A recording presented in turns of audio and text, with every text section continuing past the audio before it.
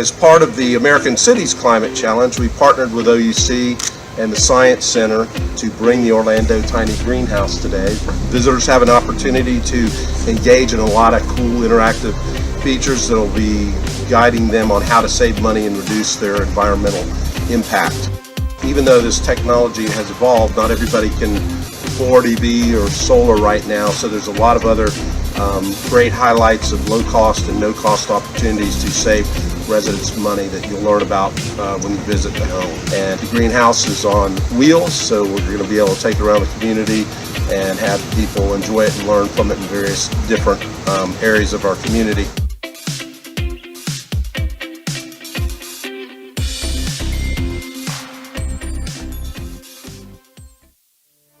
Trailing thoughts from Bumby Path. This is such a friendly neighborhood because people have been aggressively waving at me a lot today. What is that sound I keep hearing behind me? Oh, I'm dragging a child's kite. How long have I been dragging that for? And why didn't any of these nice people tell me?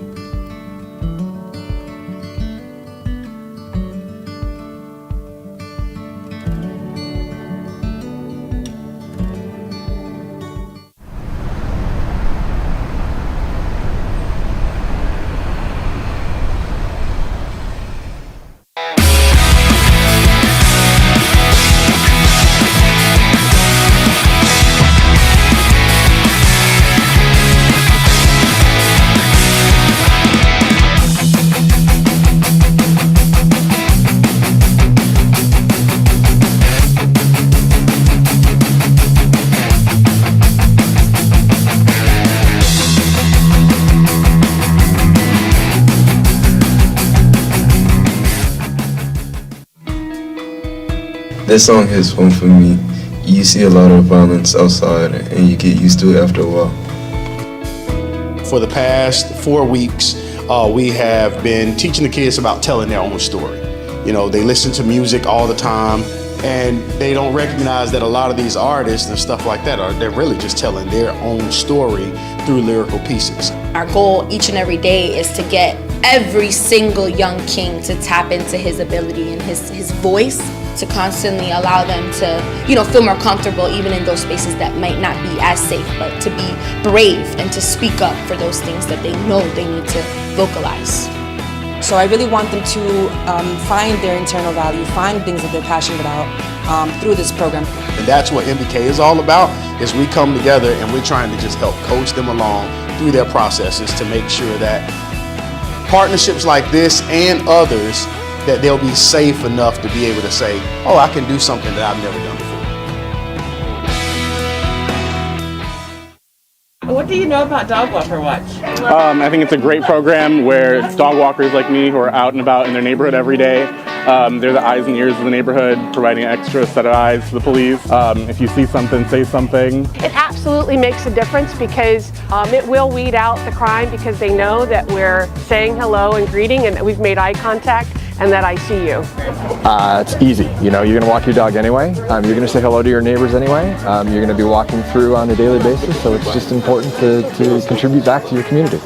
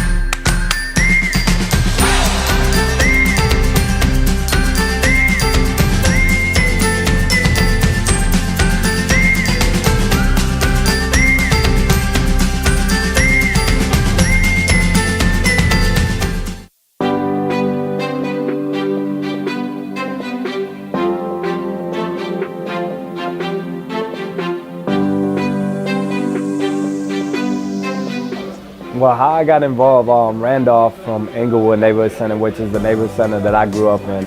I just love the idea because growing up at the shop that I grew up in, they gave me an opportunity, so why not give back? I always love art, like in any type of form. If it's drawing, tattoo, graffiti, haircuts, anything. So once I turned 16, I got involved with the program. Since then, I've been working here at the Barbershop and learning new things. He comes in, he helps out with a lot of just, the basics, from sweeping hair to standing behind somebody's chair asking questions. And I think him seeing my actions and the way I move and how everything functions, I think he picks up on a lot of that as well. But the thing that I learned so far is the more customers you can gain in the barber industry it's not just by cutting hair and like cutting good. That's not what barbering is all about. It's also having a connection with your clients and understanding them. And they were just teaching us how to manage our money, save it, and just use it properly in the proper way. From business owner to business owner, if we can help and the more people get involved, the better the chances are that these young men growing up and young women growing up, they can change their life. I want to be a barber, and I also want to have my own business in the barber industry as well.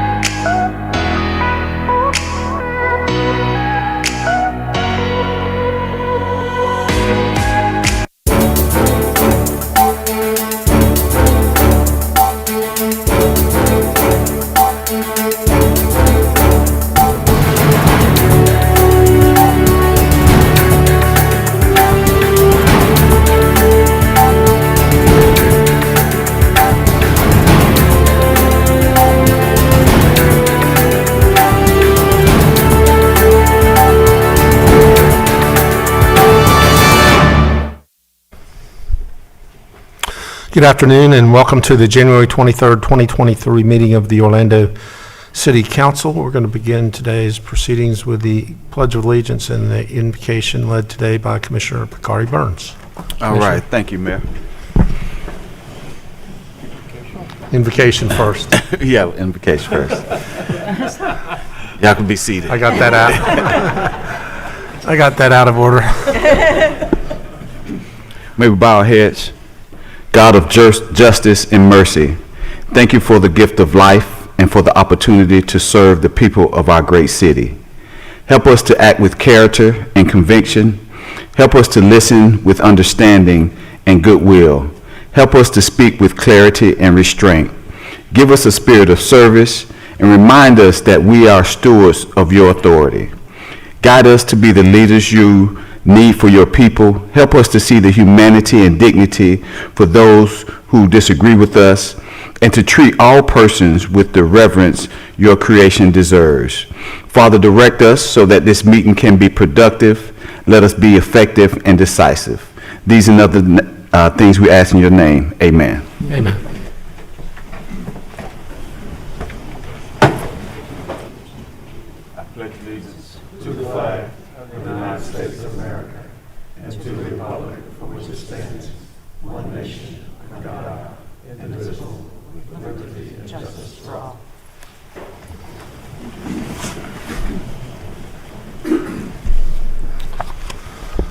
Okay, let's call the meeting to order. Madam Clerk, would you call the roll and make a determination of a quorum?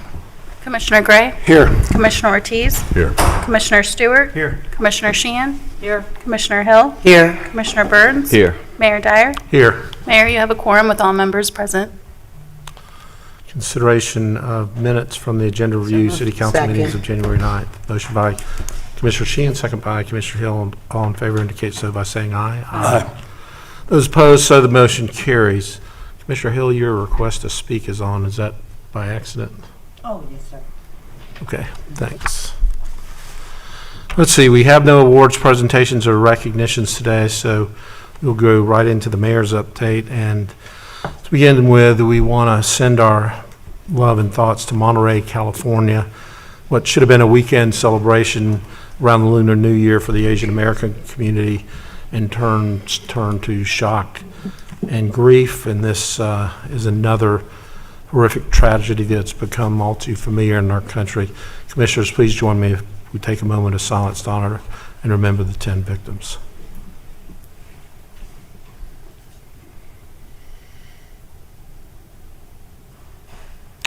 Thank you. Okay, Friday also marks the International Holocaust Remembrance Day, and it's important for us to remember the millions that were killed during this horrific time and also use history and lessons of the Holocaust to build a world free of prejudice and hatred. Sadly, there's been an increase in displays of anti-Semitism nationally and including right here in our city, and I again want to state that anti-Semitic and all forms of hate and hate speech are not welcome in our community, and we will always condemn them.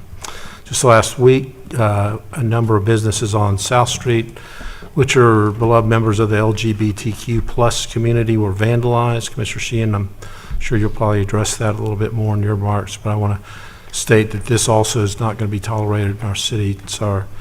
We want to resolve to be a more inclusive, welcoming city. I have one item I want to mention on the agenda. It's item B2. It's an item that will help the Coalition for the Homeless move forward with plans to modernize their women and children's campus with a new building and also afford to provide better daytime services for our homeless women and homeless families. And at a future meeting, we'll also consider providing funding through our Accelerate Orlando program. My last thing that I would like to note is that Commissioner Burns will be 1 year older on Monday, and we want to commemorate his birthday a week early, because we won't be meeting next Monday. So in traditional fashion, how about a little old happy birthday song? So Commissioner Ortiz, lead us out. Happy birthday to you. Happy birthday to you. Happy birthday, Commissioner Burns. Happy birthday to you. Thank you very much. All right. With that, we'll move to the consent agenda, which is a number of items that are acted upon through a single vote of council. We give each of our council members an opportunity to comment on the consent agenda and also update you on important happenings from their district. We rotate the order that we do that in, and today, first up is Commissioner Burns. All right, thank you, Mayor. Just a couple of things. It was again a pleasure to participate in the Dr. King Parade. And thank you to the Orlando JCs for putting on another successful parade. It was a little chilly, but people came out and I really enjoyed myself. That was my second Dr. King Parade. Also, I had the opportunity to attend the 32nd annual Pappy Kennedy Prayer Breakfast on Martin Luther King Day. The keynote speaker was Dr. Barbara Jenkins. She made some powerful remarks. And again, we recognize and celebrate the life of Pappy Kennedy, the first African-American elected to the City of Orlando Commission. Afterwards, I was honored to participate in the National Day of Service for the third year, and I joined Keep Orlando Beautiful, Green Up Orlando with Jody Baez and the City's Park and Recreation Department for the Seedlings for Civil Rights event this year. We planted over 70 trees in the Lake Man community, District 6, and actually Gilbert McQueen Park. There's a kind of split between District 6 and District 5, but we had over 150 volunteers came out again and planted over 70 trees. So thank you to those volunteers. Also, over the weekend, as part of my Get Fit District 6 initiative, I hosted our inaugural Bike District 6 event in partnership with the city's transportation department. I want to thank Courtney Dinkins and the City of Orlando Transportation Department, Bird, Lime, and Hellbiz for providing e-bikes. It's different biking, you know, with e-bikes versus a regular bike. I think I get a few more miles on the e-bike. But thank you for providing those bikes. Also, Lucy Caputi, Steve Purcell, and Jay DeRosa from Orlando Bike Coalition. Thank you for your participation. And Patrick Panza with Bike Walk Central Florida. It was a great event. There was over 50 riders. I personally rode about 16 miles, again on the e-bike. But about 20 attendees did that 16 miles. But everyone, we went from Dieselland to Eagles Nest Park. But everyone did at least 7 miles on the Shingle Creek Trail, because we oftentimes hear about the West Orange Trail. It's a great trail, but we do have some great trails right here in the city of Orlando. So part of that was to get people out, but also we wanted them to experience these great bike trails that go through the city of Orlando. Also, starting this Wednesday, January 25th, we'll start our satellite office hours at the Smith Center. And then lastly, I would like to welcome Mr. Leo Stoney, who is my new executive aide. He comes to us, as always been part of the District 6 family, comes from Parks and Recreation, so we're excited to have Mr. Stoney to join our District 6 team. And that's it, Mayor. Thank you. Thank you, Commissioner. We'll move to Commissioner Gray. Thank you, Mayor. We've got a big agenda, so I will be very brief and refer everybody to my website for actions both past and future in District 1. I will mention quickly, though, we had a really exciting weekend in Lake Nona. For those of you who are golfers, you may have seen it on TV, but we had the Ladies Professional Tour along with the Celebrity Golf Tour. And I think I might have trumped everybody here. I got to personally meet Larry the Cable Guy, so I've got that. And but he's a fabulous gentleman. But anyway, he was out playing golf. The point of all that is, like a lot of things we do with our bowl games around the holidays, our parades, etc. It gives us an opportunity to showcase Central Florida on the national level. And so I tip my hat to the LPGA, to Tavistock, and to the organizers of Celebrity Diamond International. Because they put on a good show, and it's on national TV, and folks who are sitting at snowbound in Buffalo get a chance to see what it's like in Central Florida. So a good economic development opportunity for us. And I'll save the rest of my comments for the new business agenda, Mayor. Thank you, Commissioner Ortiz. Thank you, Mayor. Thank you, Commissioner Gray, for giving me your time. On Tuesday, January 17th, I attended the Dover Manor Homeowners Association meeting. I was joined by Ms. Georgiana Butler, who discussed the importance of OPD's Neighborhood Watch program, my liaison officer, who informed the residents of the latest crime trends in the area. Great group of people, re-engaging this year. On Thursday, January 19th, I attended the Tri-County League of Cities General Membership Meeting. Florida FLC President, Florida League of Cities President Jolene Caraballo joined us to install the officers for the new year. Congratulations to those who were newly installed on the executive board and board of directors, especially to our new president, Mayor of St. Cloud, Nathan Blackwell. On Friday, January 20th, I attended Cafe with members of the Hispanic Chamber of Commerce, hosted, of course, by Chamber of Commerce. I had a conversation with the chief. Where's our chief? Chief Salazar, my OPD liaison officer, Keith Hernandez, and Neighborhood Patrol Unit Officer Wilberto Rodriguez, in a way to make the business community aware of the working methodology of these departments, and in order for also to get them involved with our safety ways of helping the community. So that was very proactive, and I appreciate the community, the business community, for engaging. On Saturday, January 21st, I attended the Martin Luther King Jr. Day Parade. I appreciate the hard work and dedication of the Mayor's Dr. Martin Luther King Jr. Commission for keeping the spirit of Martin Luther King Jr. alive in our city. MLK was one of the greatest civil rights rights activist of our time and deserves to be remembered for his commitment to peace, justice, and equality. Now more than ever, we need to continue to work on his dream and not allow us to be separated by misdirected ideologies.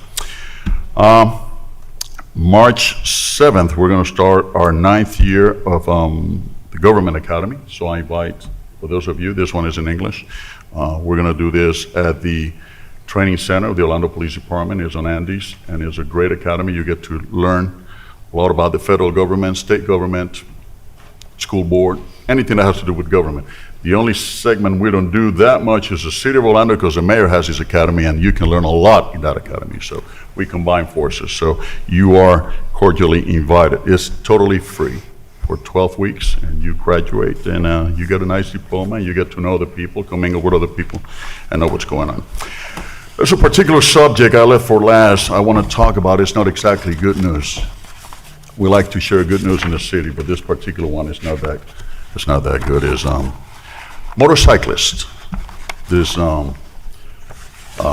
traffic criminals out there riding motorcycles, doing wheelies and covering corners, and they ride in packs, and they're disturbing the peace and tranquility of our citizens. Enough is enough. We need to help. We need to help each other stopping this. I just had a couple of incidents this weekend on my district. We had also a shooting. Somebody was chasing somebody else. They ended up at the in front of Texas Roadhouse.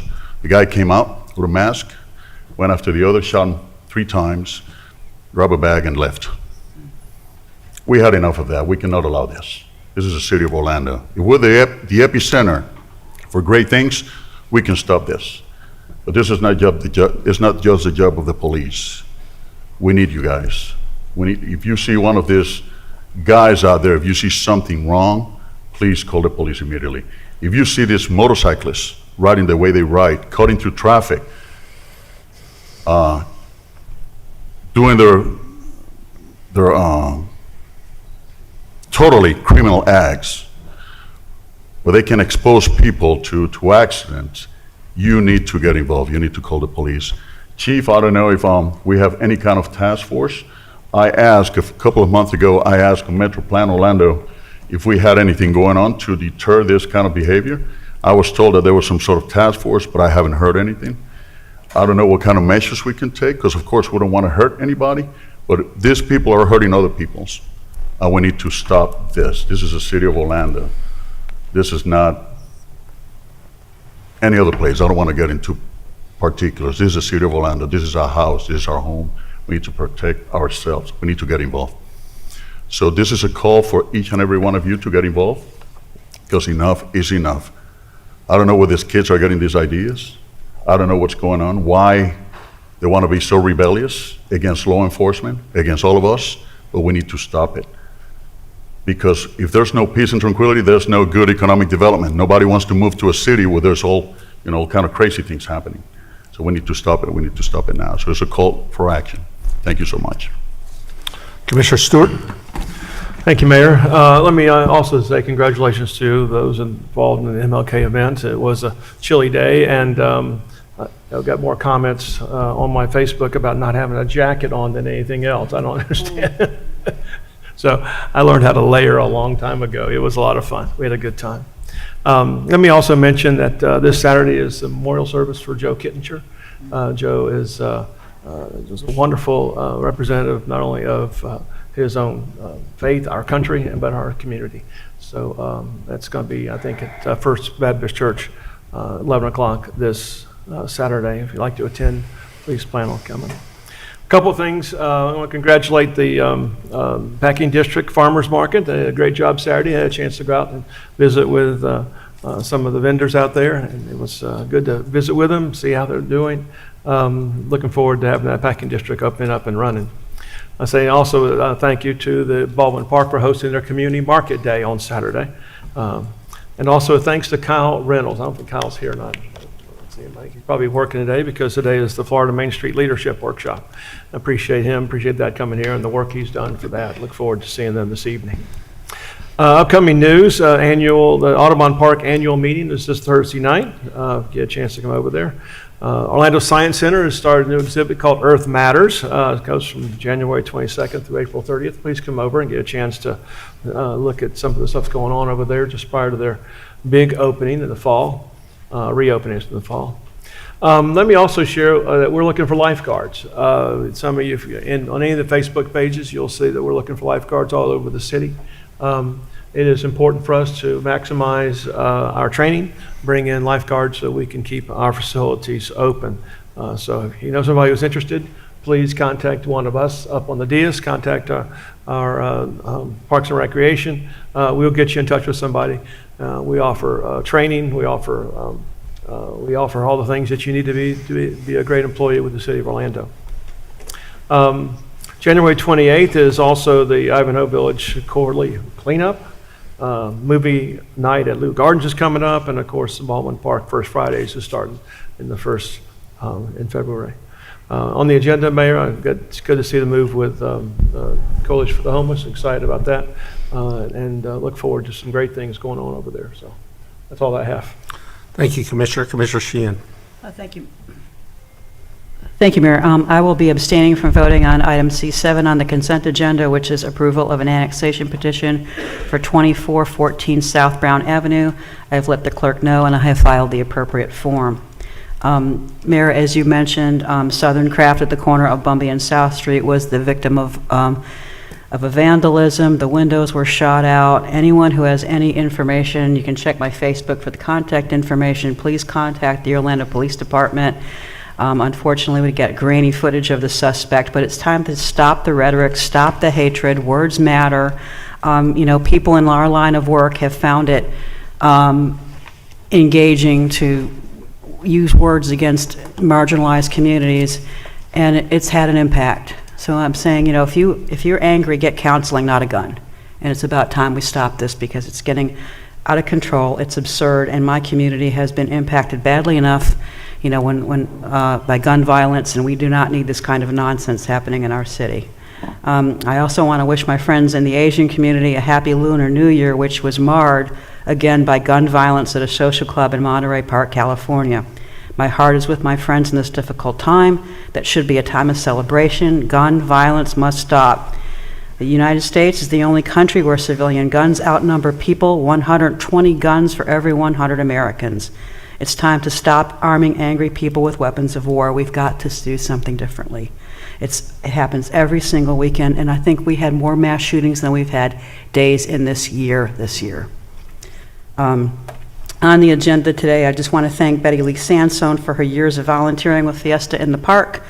She's not well. We wish her well, and she'll be in my thoughts and prayers, but she's just a wonderful volunteer and brought so much joy and art to the city, and I want to wish her the best. And that's all I had, Mayor. Thank you. Thank you, Commissioner. Commissioner Hill. Thank you, Mayor Dyer, and good afternoon, everyone. I also want to thank Walter Hawkins, who Friday was his last day here at City Hall for a minute. Hopefully he'll be returning real soon. He served over 30 years here as our urban director there in Paramore, and has been just a great leader with the transformational leadership of Mayor Dyer and this council with the revitalization there in the Paramore area. So thank you, Walter, for all of your support through the years. He'll be joining me and Mayor Dyer on February the 3rd there at Luminary Green at 5:45. All is welcome as we honor those luminaries of past there that were trailblazers in the community. And it's 12 luminaries that we'll be honoring with I would say monuments that light up. So please join us. It's something that I think we will all be proud of there in the Creative Village Paramore corridor. I also joined Mayor Dyer there at the Southwest JC's YMCA parade along with Commissioner Ortiz and Commissioner Stewart. It was freezing. Being a Florida girl, I prefer warm weather. As the Grand, I was just thinking, they honored me as the Grand Marshal. And Mayor Dyer, as a little girl growing up in Paramore and coming downtown to parades, it in the middle got really surreal for me personally, because I had over 100 youth from the southwest part of the city with me that were Girl Scouts and Boy Scouts, and some children that grew up similar to me in low-income single households. And for us to be there, not looking on the sides as we saw dignitaries and everyone passed by and wishing that could I be part of the parade, they were part of it. So I'd just like to thank this council for all the support that you have given me throughout the years, because I know many of the awards and honors that I get would not be because of great leadership of Mayor Dyer and the support of this council there in District 5. So I'd like to honor you all for that, along with the Alpha Phi Alpha Fraternity Incorporated, giving me the Drum Major Social Justice Award at their yearly luncheon. I joined Mayor Dyer for a vigil a couple weeks ago as we marched here from City Hall with this MLK Commission to Shiloh Baptist Church. And Mayor Dyer said something as far as, yeah, I'm not a drum major. But when he said that, I took a moment and I thought about it as I sat and looked at Mayor Dyer. I think when it comes to social justice and equity and equality and the vision of the last 20 years that Mayor Dyer had for this city, I said, outside of Martin Luther King, he is our drum major of the city. And I've been meaning to tell you that, Mayor Dyer. Yes, you are a drum major. You have led this city when it comes to civil rights and equity and all the great things that we see in inclusion. So just thank you for that. And I want to say that publicly. I didn't get the opportunity to say that to you that night when you said that. Thank you, Commissioner. I am supporting B12, which is the purchase of the land for the coalition. I mean, when we start talking about our most vulnerable citizens that are experiencing homelessness, is our women and our children, and we should be the protectors of women and children. When we start looking at the social services, especially when it comes to our shelters, the bulk of the beds are for men, and this has been a gap that we have not been able really to address or fill. So to be able to create more housing and shelter for our youth and for the parents and for our senior women that now living on the streets of Orlando, children that are sleeping in the back of their parents' cars and have to go into McDonald's and Walmarts just to wash up so that they can go to school the next day. We can't get this done fast enough, and I am in full support of this and a few more women and women's shelters that we need. You know, I think, Chief, when we start talking about youth crime and we seeing our youth now starting at 10 years old that are having guns and just having all kind of mental health and anger issues, I think this is a prevention mechanism, because we're giving kids and families, especially women that has their children, just the basic things of hierarchy, the man's law, I think, hierarchy, and that's food and shelter. And we as a country must shelter and feed our women and our children. So I thank you all for the support on this there for the women and children here in the city of Orlando, and children and families that's just migrating here and can't afford the rent, because rent is unaffordable now. Housing is unaffordable, not just in this city, but throughout the nation. Also on B6, a home that the city owns, now that we'll be giving it over to the Community Asset Preservation Corporation to restore this burned down home, to make it affordable for a family to live in. Also, our Parks and Recs, thank you, Lisa Early, for your leadership and your team for working the last few years on this 21st Century Grant that will put more youth programs, especially when it comes to mental health and crime prevention. And for our youth there in District 2 and District 5, which we know have a great need. I am in support also of our housing, number 3, which is helping to offset some of the costs there at Jernigan Gardens. Many of you all might know Jernigan Gardens as the Palms Apartments, which was a drug-infested, crime-infested, ran-down, deplorable HUD complex that the city had multiple issues with throughout a few decades.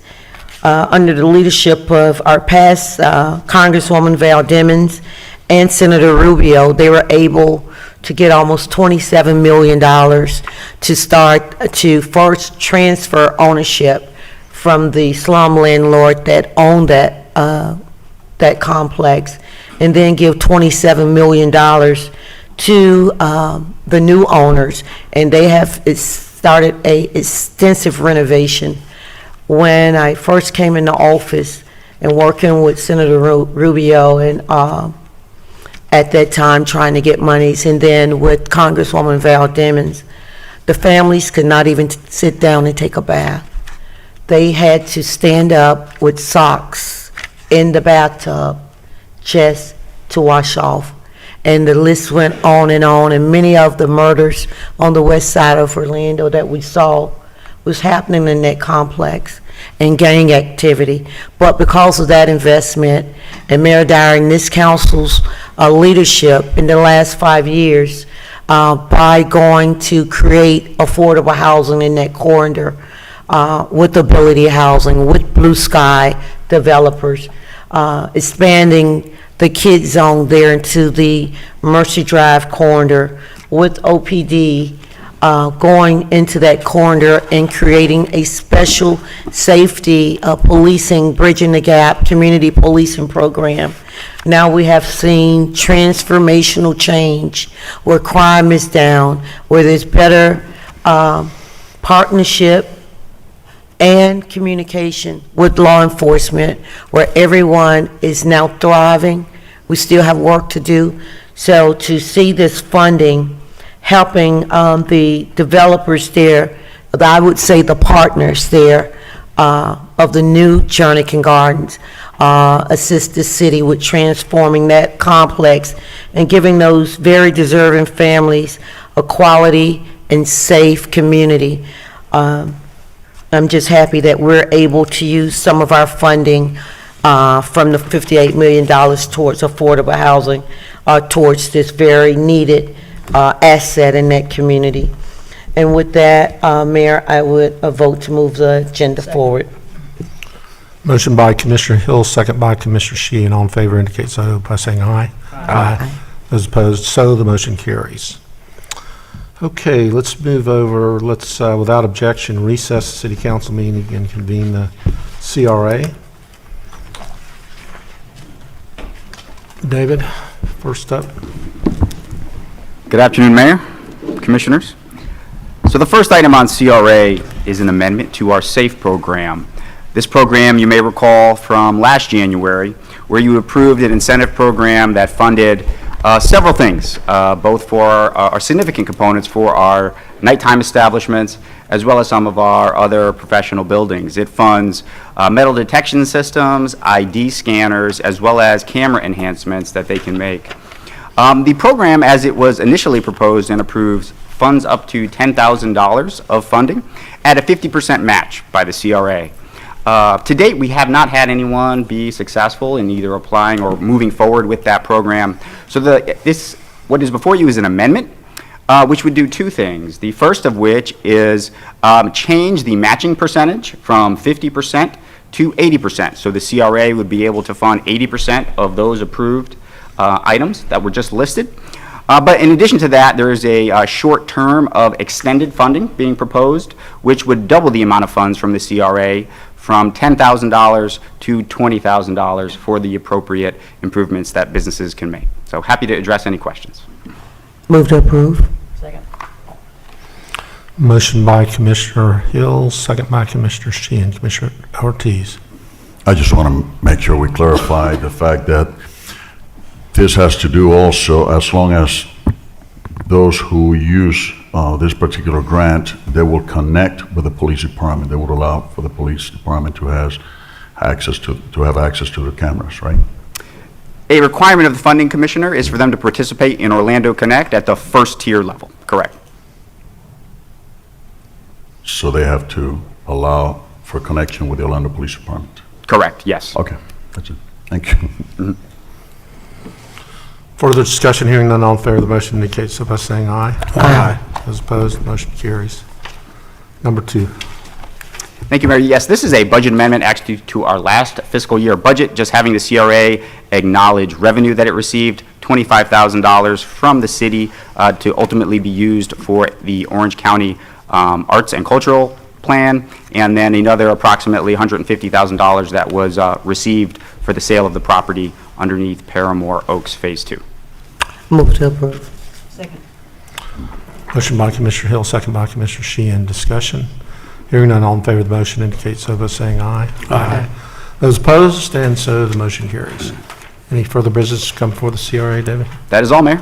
Then we'll stand adjourned as the CRA, and we will reconvene the City Council meeting. We'll move to hearings number 1, and that is disposition of approximately 5.37 acres of real property located at 756 Bennett Road to MCRT Investments, LLC. So this is a public hearing for the sale of city-owned land valued in excess of $500,000 as required by Chapter 13, Section 7 of the City Charter. Notice of the hearing was published in the Orlando Sentinel on January 15, 2023, and approval of this transaction will require a majority vote of all members of the City Council.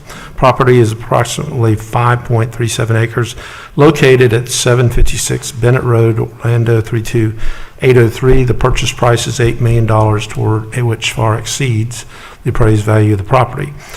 Chris McLean and Lori Botts are here to answer any questions that we may have. Let me call for public comment if there is any. Madam Clerk. No speakers, Mayor. Okay, questions, discussion, motion? Mayor, I have one. Okay, Commissioner Gray. Well, maybe I should wait for the motion to be adopted. Well, let's get the motion and have it for us. Motion by Commissioner Stewart. Second. Second by Commissioner Burns. Yeah, here's my issue on this one, and I've discussed this with both Lori and Chris. We've got an offer to sell this for about $8 million. And that may be the right offer. I don't know. But the part I'm struggling with is we didn't do a marketing process. Very little commercial real estate is sold, especially in today's market, without a marketing process. We do it if we're going to sell our house. We engage a broker. We go out and find the best value. So this may be the right offer, but I couldn't get a good answer of why we're not doing a marketing to make sure we're getting the best offer and the best terms. When you look at the math on this, and I don't want to bore everybody with the math, but the reality is this buyer has the property next door under contract.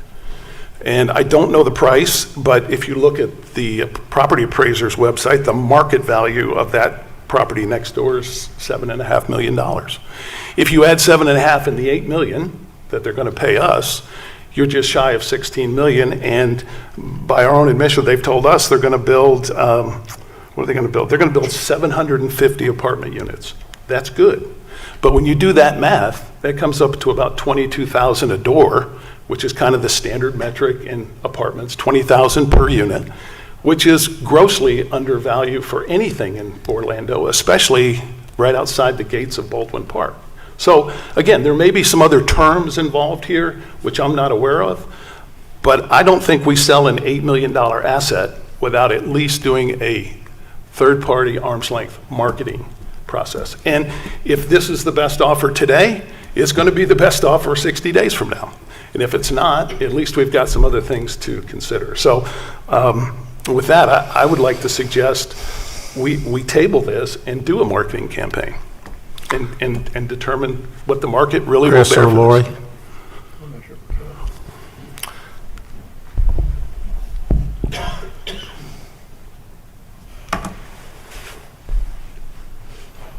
you can do a better job of explaining the details than I can, but it has everything to do, Commissioner, with them owning the Gilt night, or buying and eradicating the Gilt nightclub property, and it's about And as I've twice said, the if value of the appraisal for it. Totally agree. If the nightclub's a problem, we should shut them down. We don't have to pay a premium to shut them down. If they're not following rules, shut them down, but go ahead.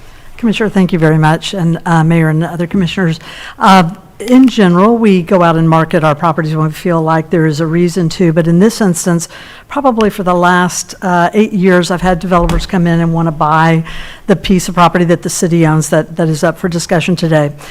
The problem in selling our property without another developer buying the Gilt nightclub site is, quite frankly, we lease our property off for parking. For the Gilt nightclub, we have a parking arrangement, and there are many reasons why we did this. One of which was when their parking overflows, and it does very quickly, they don't have a lot of parking on the Gilt nightclub site. When that site overflows, we have a crowd of people who have been at a nightclub and drinking and different things spilling out into neighborhoods nearby. And before we entered into an agreement for that parking, we had a lot of complaints from all the neighbors. So we entered into that. That parking agreement requires that they keep security, so it controls, any issues they have. So they basically don't have enough parking. Now, if the city had decided to sell its piece years ago as a separate parcel, we would again be having that problem. I felt that these two parcels coming together to create 750 high-quality units was an advantageous assemblage of property. In other words, the city desperately needs more housing in our community. And by selling our piece with this other, we get several advantages. One is the two sites combined, again, create a nice high-quality development, but also the site to the south where the Gilt nightclub is today that Mill Creek is buying, when they assemble that particular piece of property, not the piece that we own, that particular property has access to Colonial Drive. So instead of selling our piece to a separate developer who would not have access to Colonial Drive and all the traffic dumping out onto Bennett, there is an advantageous situation by combining them. In addition, Mill Creek also plans to put both pieces together and to build a connection to the Katy Way Trail, which benefits any resident. I think, Commissioner, you mentioned earlier about trails. Any of our developers, anybody who's riding that trail will now have access to get down and through Colonial Drive. So we think it's a good assemblage. We think it's a fair price, Commissioner. But combined together, we felt like this made a better development that we would get when solely selling our property alone. Right, and you were kind enough to explain that to me. And the reality is, if you look at the municipal planning board minutes, the other site that's under contract, they've already asked for a 10% parking reduction because the site is so skinny. So they need this site to make their project really work, and I think we agree with that. And so I would say, hey, if it doesn't work for them or they're not willing to pay the highest price, why don't we buy their contract? Well, I'm fine paying a little premium, just let them assign their contract, and whoever buys it can have both, and we can still have access to Colonial. So again, I'm not saying this isn't the best price, but everything we do, from something as simple as our home insurance to our cell phones, we go out, we take a bid, and we find out what's the best price and the best terms. And we did that with Southport in my district. We had excess property, we did a process, we found the best buyer, and we selected them. But we know the market told us what the value was. We didn't guess. And so if it's a good price today, they ought to be willing to do the same price, and it won't take us that long. We can market this and be done with it in 60 days. And Commissioner, as you know, you and I had a discussion. We did have the property appraised. We feel like we're getting a fair price, but again, together, assembled together, those two pieces we feel creates a better parcel for the city and for the residents. I get it, but if the property appraised for $4 million and they want to pay us $8 million, when somebody wants to come and pay you double, that kind of raises a red flag for me. Again, not saying it's not legit, but I think a marketing process will eliminate at least my doubt. So I'll leave it at that. Well, Commissioner, are we getting too much or too little? I'm sorry. Are we getting too much or too little now? I don't know. Nobody knows. That's the challenge. Nobody knows. The market hasn't told us what it's worth. Okay. I was just going to say, here it is today. We're getting ready to discuss a major issue that I know you have really helped with voicing your opinions on in the downtown corner regarding nightclubs, crime, and mayhem. And here it is, a developer that's trying to alleviate that on the east side, where murders have taken place on that property, a lot of violence and drug activities. Shouldn't we want to work with that individual or that developer in order to help alleviate the very issues that we're trying to remedy here downtown that's happening there on that property? I do. I totally agree. I totally agree. But if somebody is not following our rules and they're allowing stuff like that to happen, why would we pay a premium or have somebody pay a premium to alleviate our problems? We've got rules and regs. We're going to talk about it later.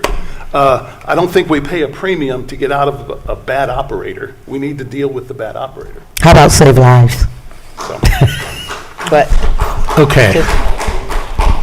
Further discussion? Hearing none, all in favor of the motion indicate so by saying aye. Aye. Those opposed? Aye. Pass 6-1. Okay, let's get into ordinances. Hearings ordinances, second read, number 1. Madam Clerk. Ordinance number 2027-72, an ordinance of the City Council of the City of Orlando, Florida, annexing to the corporate limits of the city certain land generally located east of Narcoossee Road, south of Vickery Place, and west of Lake Whippoorwill, and comprised of 16.8 acres of land, more or less, amending the city's adopted growth management plan to designate the property as urban village in part and conservation in part on the city's official future land use map, and to establish a sub-area policy to provide development standards, providing for consent to the municipal services taxing unit for Lake Whippoorwill, providing for amendment of the city's growth management plan, providing for severability, correction of scrivener's error, and an effective date. Move to adopt. Motion by Commissioner Gray, second by Commissioner Ortiz. Madam Clerk, no testimony? No testimony. Discussion, hearing none, all in favor indicate so by saying aye. Aye. Those opposed, motion carries. Number 2. Ordinance number 2022-73, an ordinance of the City Council of the City of Orlando, Florida, amending to the Pioneers Project Plan Development Zoning Ordinance, generally located south of State Road 417, north of Tyson Road, and east of Narcoossee Road, and comprised of 54.16 acres of land, to add approximately 16.8 acres of land, and to amend the special land development regulations of the plan development, providing for amendment of the city's official zoning maps, providing a disclaimer, providing for severability, correction of scrivener's error, and an effective date. Move to adopt.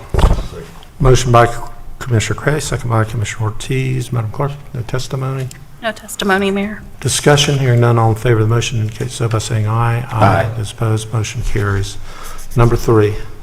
Ordinance number 2022-77, an ordinance of the City of Orlando granting RGH Waste and Disposal LLC a non-exclusive franchise to provide roll-off container collection and disposal of solid waste within the City of Orlando, outlining franchisees' duties and providing the terms and conditions under which such franchise shall operate, providing for severability and an effective date.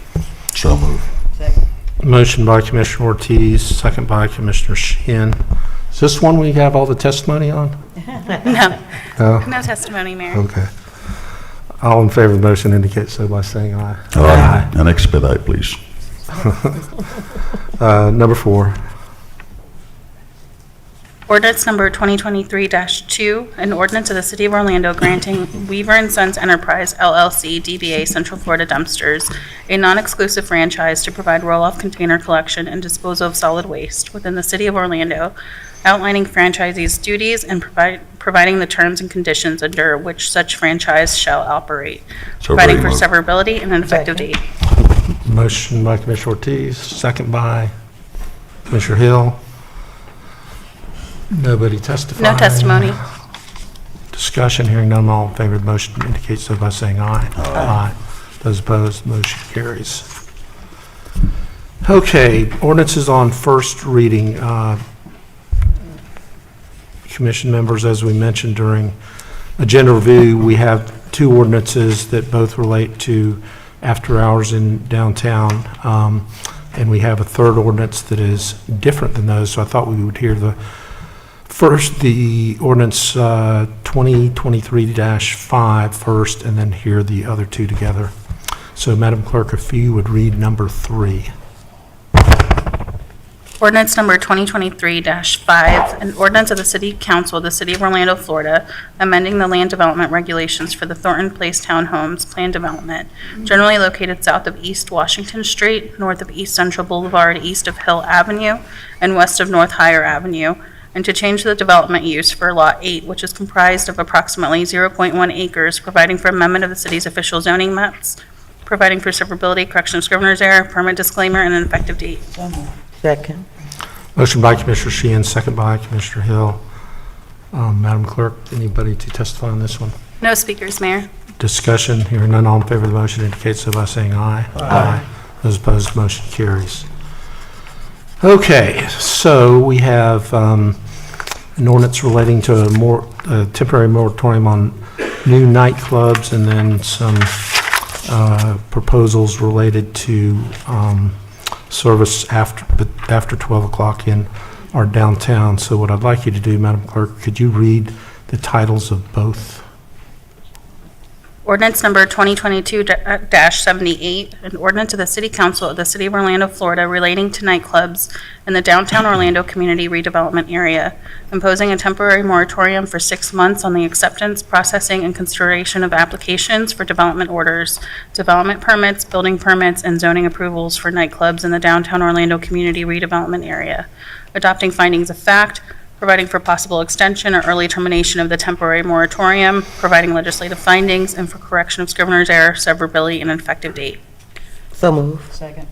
Ordinance number 2023-8. Yeah, hold on. 2020. We're going to, Dash Yeah, well, 78? we're- Oh, dash 8? You went to 4? Mayor Hold on. requested to read both. we're going to have read both, and so that we can take testimony on both of them. Oh, well, I rescind my motion. Just withdraw it. You withdraw it, yeah. Okay. Ordinance number 2023-8, an ordinance of the City Council of the City of Orlando, Florida, amending Chapter 5 Orlando City Code by amending Section 5.06, Powers of the Code Enforcement Board, amending Chapter 33 Orlando City Code, Alcoholic Beverages by amending Section 33.03, Hours of Service, Sale, and Consumption, providing for severability, codification, correction of scrivener's error, and an effective date. Okay, so we're set there. No, we don't need a motion on either of those for right now. So we've made a lot of investment in the last 15, 20 years in our downtown, and one of the things I ran on when I was first running for mayor was to revitalize our downtown. There used to be tumbleweeds going down Orange Avenue, and you probably, maybe recall if you lived here 20 years ago, that at the corner of Church and Orange, there was a dilapidated set of buildings that we eventually were able to revitalize and make some great progress, and that put a little political capital behind the fact that we, in fact, love our downtown and are going to make it one of the best in the country. And to do that, and in addition to that, it's now become really a neighborhood because we have all the residential that wasn't there 20 years ago. But to do all of what we want to do, we have to have a safe downtown. And I would, I get a lot of comments from people that say, I would never go downtown at night, or especially late night. And that's not just people that are Commissioner Stewart's age, but Nice drive. I know, my age, but that's my 30-year-old sons that are afraid to come downtown late at night, and that's the reputation that our downtown has. And we've had some pretty high-profile events, some shootings that we were lucky that nobody was killed, but shootings nonetheless. So we've looked at all types of measures we can do, and working in conjunction with the owners of the night economy establishments, because we're not enemies to them, we are friends with them, and we want to work together to make this a very safe and comforting and welcoming downtown. And also, quite frankly, and I know Commissioner Gray's a champion of this too, we need a little bit different mix. We can't have just all bars in our downtown, and we want to have an environment that cultivates having a mix of different businesses for people of all ages in our downtown. So that's what we're working on. I know a lot of you think that this isn't quite perfect yet, and maybe it's not, but we want to get to where we can have some agreement on some things that we can do in our downtown to make it, in fact, a safe downtown. So we're going to hear a presentation from the DDB, CRA, and the Orlando Police Department to give us an overview of where we are, how we got there, what the status is, and then some of the proposals that we would like to make. So David, you want to start that? Absolutely. Good afternoon again, Mayor and Commissioners. And I was getting up here to talk to you all about the evolution downtown has gone through. The Mayor, you did a great job at surmising a lot of the comments that at least I will make at the start of this. But you can make them again, David. I absolutely plan on it, and I will, Mayor. Thank you. I wasn't trying to get out of it, I promise. Those of you know me as David Barilla. I'm the Assistant Director of the Downtown Development Board and the Community Redevelopment Agency. As the Mayor pointed out, you will also hear from our Chief of Police, Chief Eric Smith, and our Assistant City Attorney, Alex Cardin, as we talk about these varying components. And as the Mayor noted, over the past 10, 20 years, downtown has transformed in the way that not only the people who come here see downtown, but the way the people around the world see downtown. In very recent years, our population has doubled. And anytime you bring residents into an area and you mix that with a lot of lively entertainment, there's a class of cultures that naturally happens in that, a growing pain of sorts that we all need to work through, and we continue to work through. There's been tremendous investments, to a lot of which, thanks to this commission, that have brought new and exciting nightlife to downtown. We have a world-class performing arts center across the street that we get to see every time we walk out these doors. We have the Amway Center, Camping World Stadium, Exploria Stadium. All of these components allow downtown Orlando to, what I say, is play outside of our league when it ultimately comes to being a center for energy, entertainment, performing arts, and culture is what it all boils down to.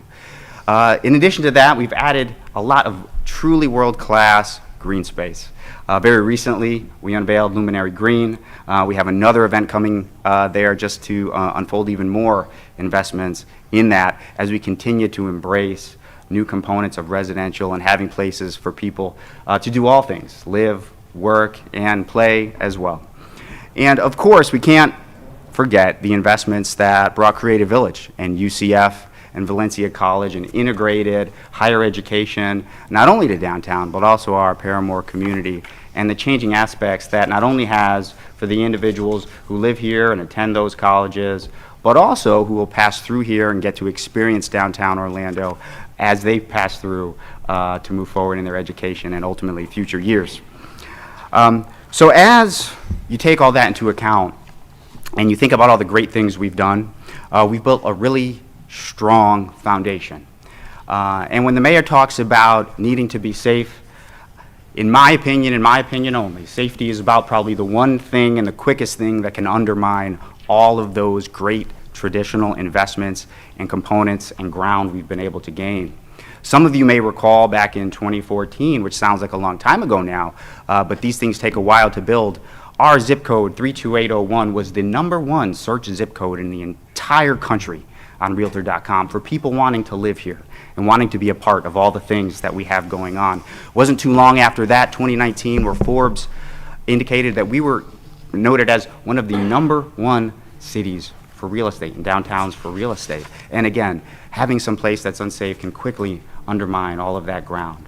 So it's with that context to which unfortunately brought us to a very unfortunate event in May of 2021. I went a little too fast, but I know what it says, so you can follow me through it, where we did have someone that was murdered in our streets. His name was Joseph Torres. He was a veteran, and he unfortunately lost his life while just going out to have a good time. And as you can imagine, at your approval, we took immediate steps after that to do what was appropriate and to enhance the safety in downtown. Since that time, there's been a leading group of city staff, including myself, including the Orlando Police Department, as well as numerous other departments in the city, the fire department, code enforcement, that have gathered weekly to discuss events, to talk about what the best approaches are to bring forward to continue to enhance safety. And through that time, the CRA has put aside and spent, to that extent, over $4 million on some of those improvements. For context, and as you recall, what some of them were coordinated entry, as we look to ensuring that the people entered the area were ultimately safe and provided the right amount of, an appropriate amount of screenings and weapons detection dogs. Lighting enhancements. We spent nearly $1 million in enhancing lighting in the area and continued to look to do more of that. Adding more code enforcement officers to the area was a component of those measures. In addition to adding cameras to the city's system, you heard me talk about before our incentive program, SAFE, where we offered to come alongside our businesses as well, and is enhancing multitude of different ways that they can do it. And we continue to work with all departments to try and determine what are the best ways to enhance the safety of our downtown. So, as I know you all can appreciate, and coming from me, it's hard to read some of the comments that we receive about downtown, because quite frankly, for a person who lives and breathes downtown, as you asked me to do, we never want to hear these things, but I think it's imperative that they're voices that sometimes need to be heard and what the community experiences are. So bear with me, as these are not my words, but I do want to share, as you know. The top comment, these are from social media, and we know how social media can reach the world in very quick manners. Is a resident that lives here and says that he loves living here, but he feels the crime is out of control, and they're asking for change. There is another comment talking about the entertainment district and how over the past recent years it's changed, and though they feel we're not doing enough, and it's been turned over, to their words, drug dealers and lawless nightclubs. You'll see more comments. One from a business, or a person who works in a business, worked in a lease on church, and just how they were not able to stay based on the lack of diversity, to some extent what the mayor pointed to, or just if there wasn't an event that was happening in Dr. Phillips, that the clientele just wasn't there, potentially for things like the mayor had mentioned, people just not wanting to come downtown. So losing that ground in safety is something we can't afford to do. So with that, I'll turn it over to Chief Eric Smith.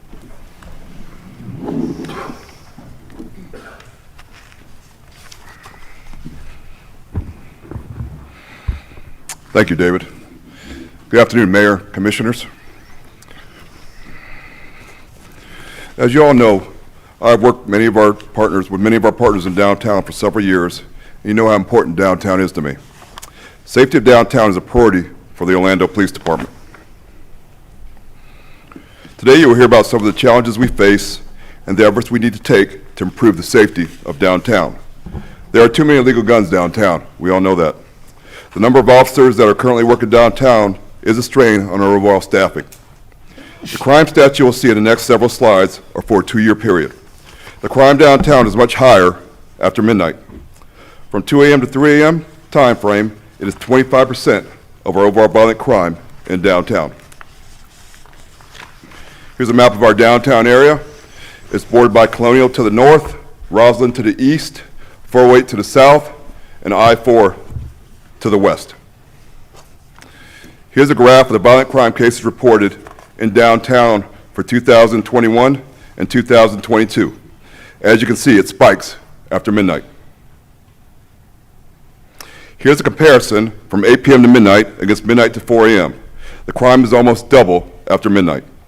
Weapons violations, shootings, fights, officers getting hit is not what we need for downtown. Too fast.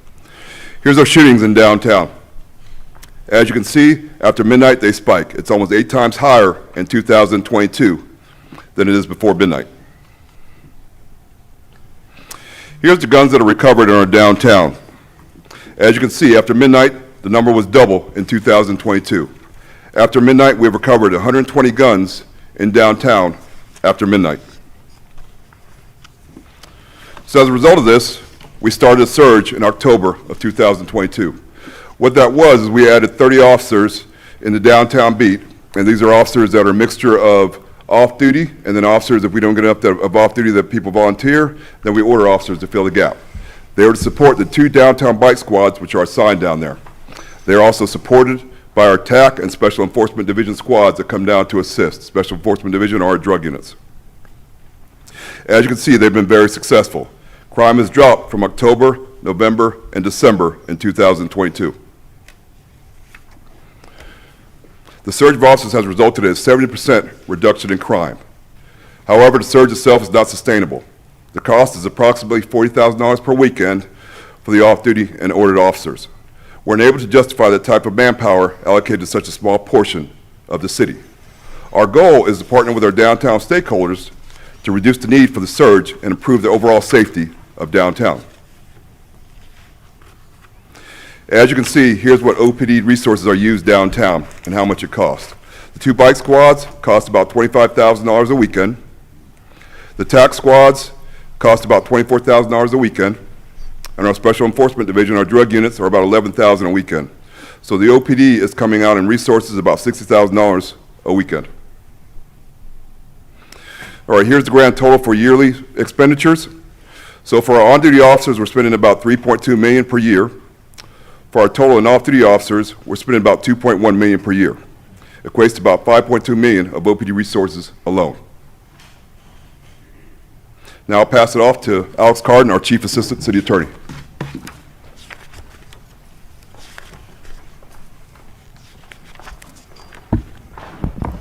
Thank you, Chief. Good afternoon, Mr. Mayor, Commissioners. We have 2 ordinances you heard Madam Clerk read. First one is the nightclub moratorium.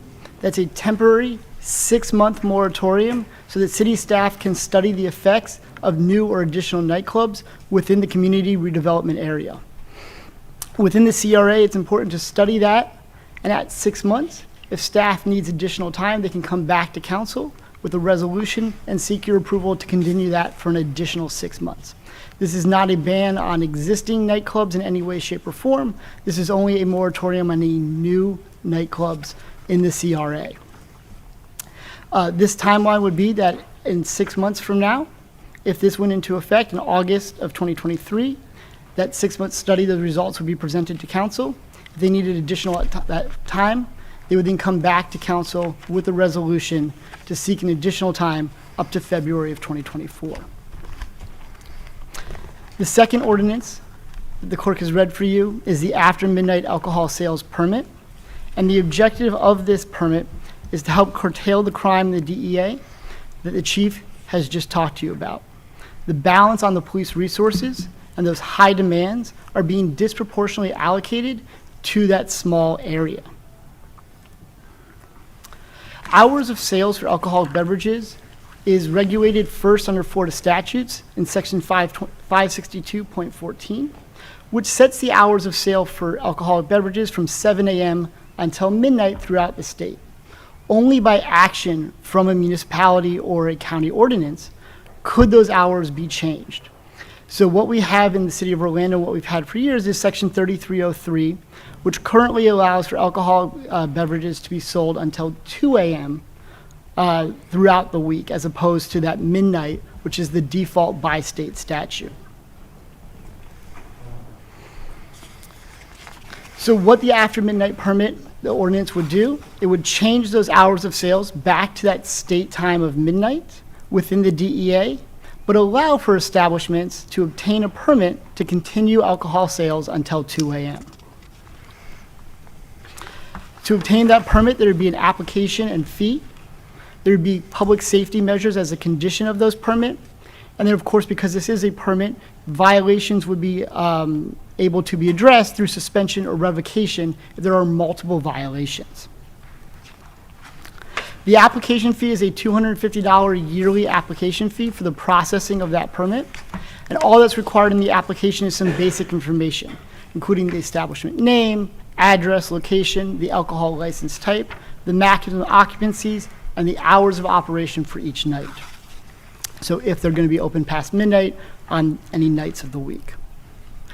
Those public safety measures will require fivefold: police protection, weapons detection systems, private security, identification scanners, and occupancy load monitoring.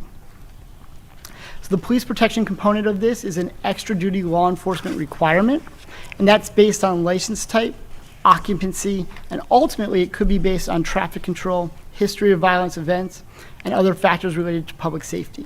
However, initially, it will be based at the minimum level based upon alcohol license type and occupancy. The officers will be hired in the same manner as they're hired for current extra duty positions through our roll call system, and officers will be deployed by the chief or the chief's designee throughout the DEA. This allows those officers to patrol and have a proactive approach to preventing crime throughout the DEA.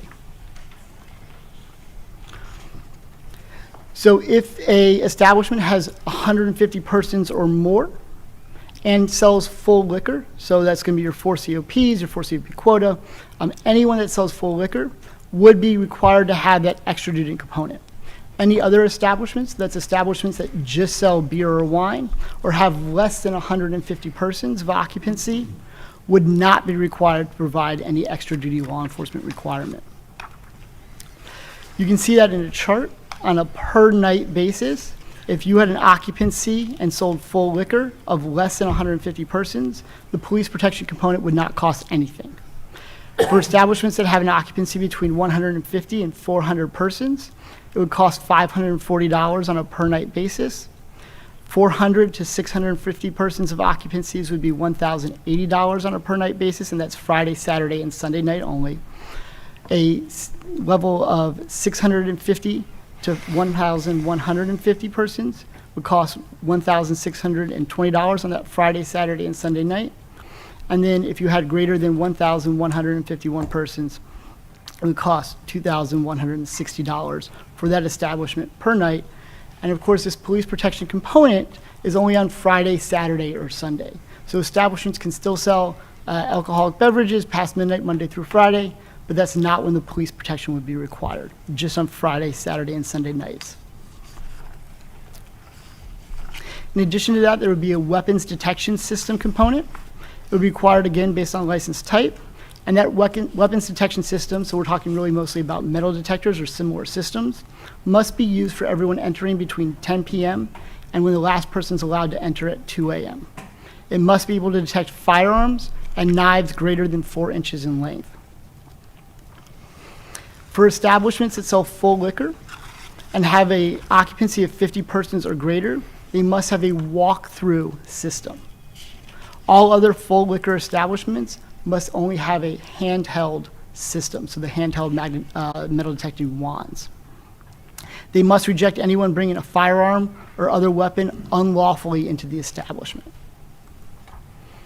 The inside security component requires a state licensed security, so that's generally going to be a Class D or Class G security guard. They are required to staff the weapons detection system. So there's one state licensed security guard required per point of ingress. So wherever you have that weapons detection system, if you're required to have one, so those full liquor establishments must have one state licensed person at each place of ingress to oversee the weapons detection system. This does not have to be a separate company. They can have their own staff taken through the requirements of the state to be state licensed. So it just has to be a state licensed individual who's had that proper training. The next component is the identification scanners. This again is required for all full liquor establishments, and they must scan all patrons entering between 10 p.m. and 2 a.m. The system must be able to identify fake IDs, fraudulent IDs, duplicate IDs, and must detect, of course, the age of the individual coming through, as well as communicate with any other scanners within that establishment. That's what allows for those duplicate IDs not be used at one entrance and then used to have someone else enter at the other. They must reject anyone who is entering with one of those fraudulent or duplicate IDs. The final aspect for the conditions of the permit is the occupancy load monitoring requirement. As a condition, this applies to all establishment types, so whether you're full liquor or sell just beer and wine, but you must have an accurate count of your occupancy load in real time. This count must be kept between 10 p.m. and 3 p.m. or when the last patron leaves the establishment for the night, and the count must be provided to city officials upon request. This is only to ensure that each establishment is staying within the occupancy that the fire department has set. This is for, of course, public safety to make sure there's not overcrowding in the case of an active shooter or fire scenario. With all permits, this one can be subject to suspension or revocation.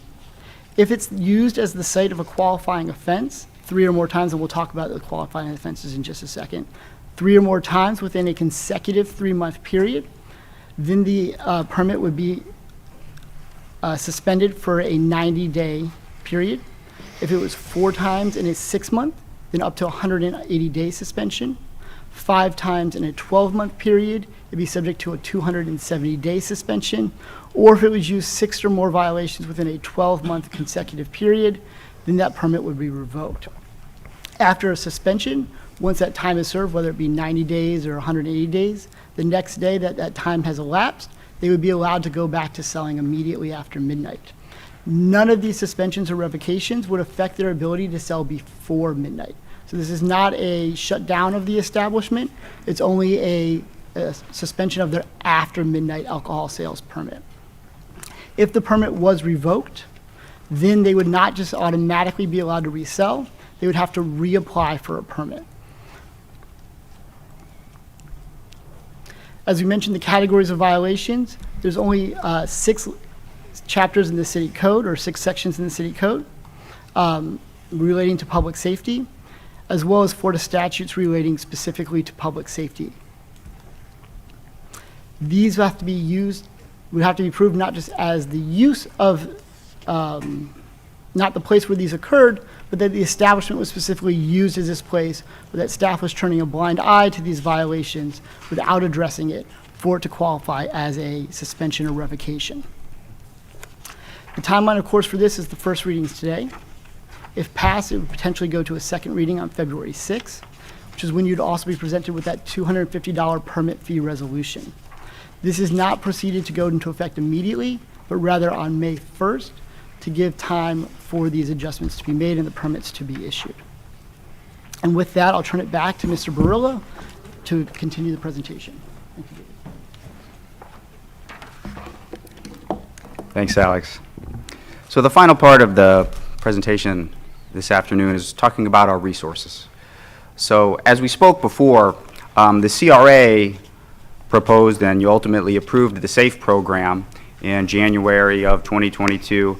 And as I mentioned under our CRA portion of the agenda, we came alongside, or offered to come alongside, I should say, our businesses as well as our multifamily residential properties in making investments into safety components. You'll see the list here, as I mentioned before, but security cameras, when they enhance that, and Commissioner, as you pointed out, connecting with Orlando Connect, which is the city system connected to OPD, installing metal detectors and purchasing those metal detectors, and also identification scanners. As you heard me mention before, we were not successful in being able to incentivize anybody to install those. But due to the components that are ultimately being proposed today, and which is why we brought the item before you before, we wanted to enhance that program and offer additional funding. And now with your approval, that funding will be offered up to $20,000 at 80%, up until the time, which is currently proposed at May 1st, this ordinance that Alex just described would go into effect. At that particular time, it would drop back down to $10,000, but the 80% matching would still apply. So the CRA would be able to fund 80% of those improvements specifically to those items to help come alongside our businesses and not only enhance the safety, but then ultimately potentially comply with the new requirements of the ordinance. The other resource that we provide is obviously educating all of our stakeholders, and we are stakeholders to everyone in downtown. That includes the businesses that we're speaking about today that would serve alcohol after midnight. That includes the businesses that operate here during the day, the residents who live in our towers, the seniors who live downtown, and ultimately anybody who chooses to come to downtown, whether it just be for a night on the town, to come to work, or to be a part of one of our amazing venues. And just since last week, I know many of you have received emails like these that share more context from residents, but you'll see one from a gentleman who lives in Sky House, just expressing their support, their excitement that actions are hopefully finally being taken. Another from Dr.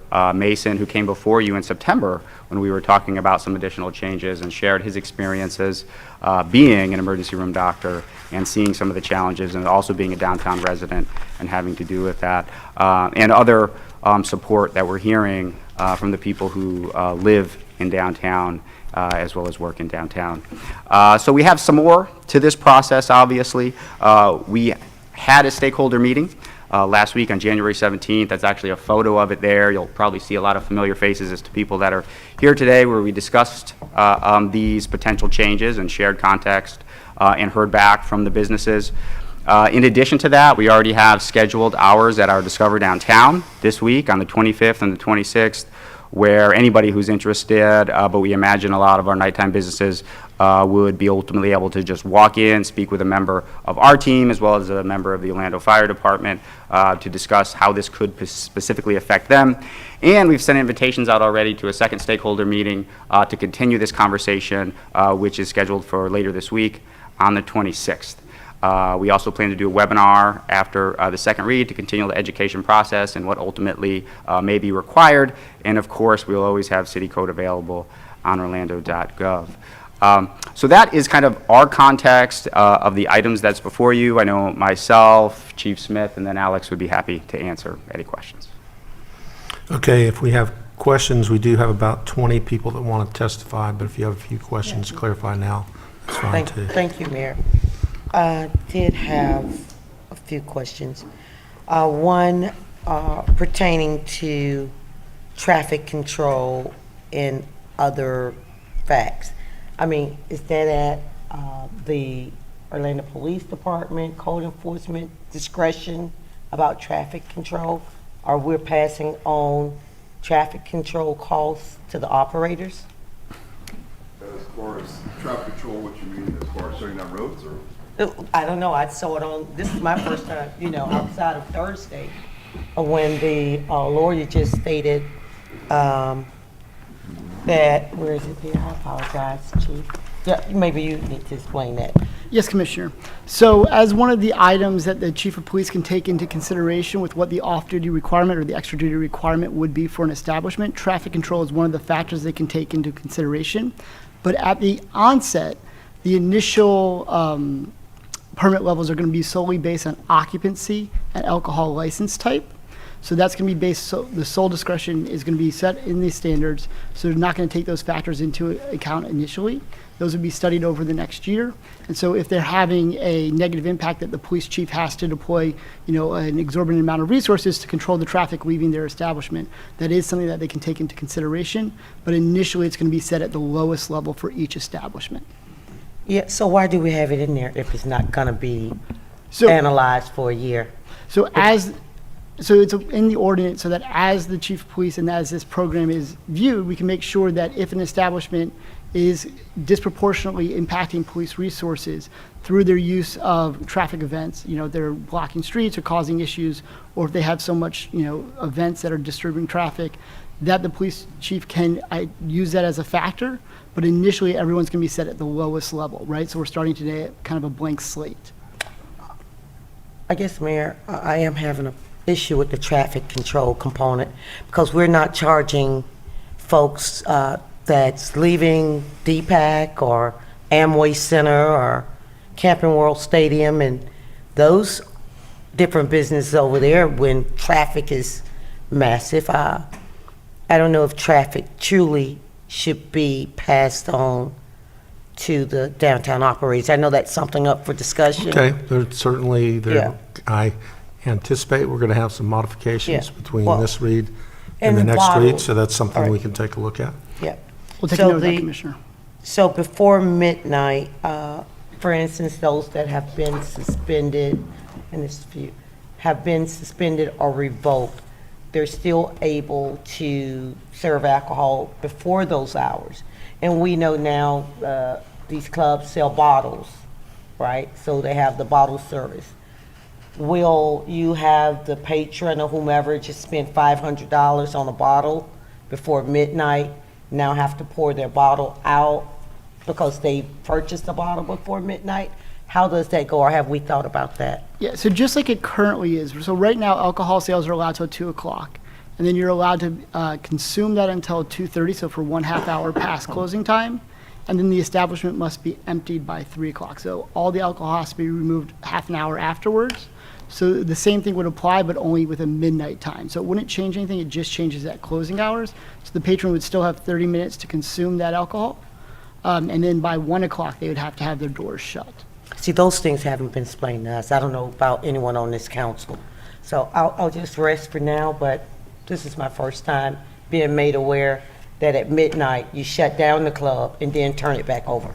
Yep. So Thank you, I'll Commissioner. leave my comments to listen to someone else. Commissioner Burns. All right, thank you, Mayor. My first question is regarding the Ordinance 22-78, the moratorium. So this is a moratorium for 6 months.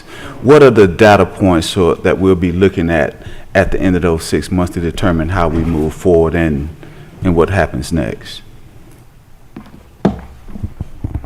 Yeah, Commissioner, so during that period, what staff intends on doing is ultimately documenting not only the exact amount of nightlife establishments that we have consolidated within our downtown area, how that compares to other cities with similar context, how other cities ultimately manage their nightlife and either additions thereto as well. So it'll be those type of things that staff will be building out during that period to then come back to this council with recommendations that would ultimately wind up with ending that moratorium and then either acting some new potential requirements or whatever is appropriate after that research has been done.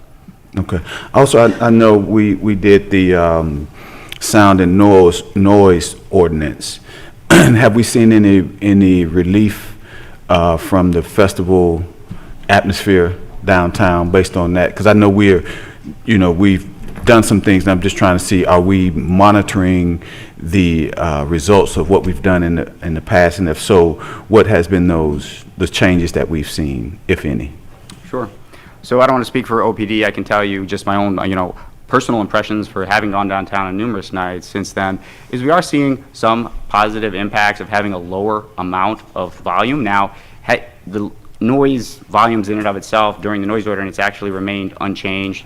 The biggest component of that was to some of our outdoor venues, which have made positive impacts and some positive progress. You heard me mention from our residents, so people who are living here during the day, we have heard some context back from them. The overall context of the street party atmosphere that you heard us, reference at several times during this process, I wouldn't say from my perception a drastic change has been witnessed just yet. Do we expect that ordinance to have an impact on the street, kind of the festival atmosphere? Or are we looking to these additional ordinances that will work in conjunction to resolve some of that? I think it's all things, Commissioner. I think it is a component of a challenge that was noted and acknowledged, obviously, by the Commission.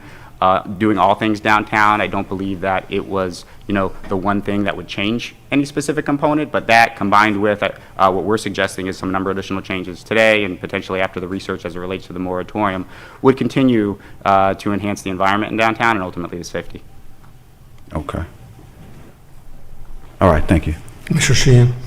It's funny that Commissioner Burns and I kind of bringing up the same things because that was my concern. It doesn't really address the noise, and I'm more concerned about the loudspeakers because when you go right into downtown at that corner Mayor Dyer's talking about of us redeveloping and making all those positive changes, the first thing you're greeted by is being screamed at by people telling you you're going to hell, you're a pedophile, you're all this, you're all that, and it's called ministry.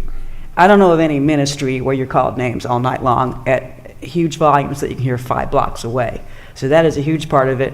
Everybody else turns their noise, the music up to try to drown that nonsense out, and it's immediate. I have never gone to any other city where I visited where I was welcomed by that kind of nonsense. Nobody else allows it. I don't understand why we do. And the other thing is, this doesn't address the loitering and the congregating outside, which is a huge problem. Blocking the sidewalks, getting into fights as people are scuffling around outside. We have got to deal with the congregating outside of the bars, which is a huge problem as well. I have spoken to legal. They're going to look at adding something to this because I think we do need to address those concerns. And I do think the only concern that I've got about what we're doing today is that, we know who the bad actors are, but we're painting with a broad brush. And I'm a little bit concerned where, you know, we've got some folks bringing in entertainment with a gang following to the point where our gang unit has to come out on a Saturday night because they're so concerned about gun violence, and nobody else is doing that. So everybody's getting punished because of the bad actors. So I'd rather find some way to punish the bad actors rather than punish everybody, so to speak. But we do need to do something because it is definitely out of control. And I will say that I'm not here after midnight. I see a lot of this before midnight, my concerns, but you know, and I'm with you, Mayor Dyer. You know, my young friends that are in their 30s are the ones that are not coming downtown too. So I do think we need to augment some of this and deal with some of these other concerns as we're moving forward. But thank you, David. Mr. Burns, do you have a follow-up question? Yes, I do, Mayor. Oh, I had a question. When we talk about the extra law enforcement that will be required, and it mentions, and I'm just looking at the matrix to where, based on the occupancy, there's a range of officers that will be required. So can you kind of explain, and we had some discussion a little bit earlier about this, the assignment of these officers? Because I know that as I understand, there are some establishments that hire off-duty police officers themselves on their own arrangements. And as I understand, those officers mainly police, if you will, their establishment. And so now what we're saying is we're putting an additional requirement. Well, we're putting a requirement that they hire, you know, if you have a 1,100 occupancy or more, between 4 and 8 officers. And so who makes the decision of where those officers go? Because I'm thinking if I'm a nightclub owner, I've previously, you know, hired, you know, X number of off-duty police to protect my establishment, my patrons. Now I'm being required to add an additional 4. I may make the decision of, okay, well, I'm paying for an additional 4. Maybe I don't need the ones that I had previously. But now, as I understand, these 4 will be not around my establishment, but potentially down the street, or, you know, in other places. So they wouldn't get that protection of their establishment that they would get if they hired them themselves. Is that correct? Well, they would report to the chief. So, Chief, do you want to?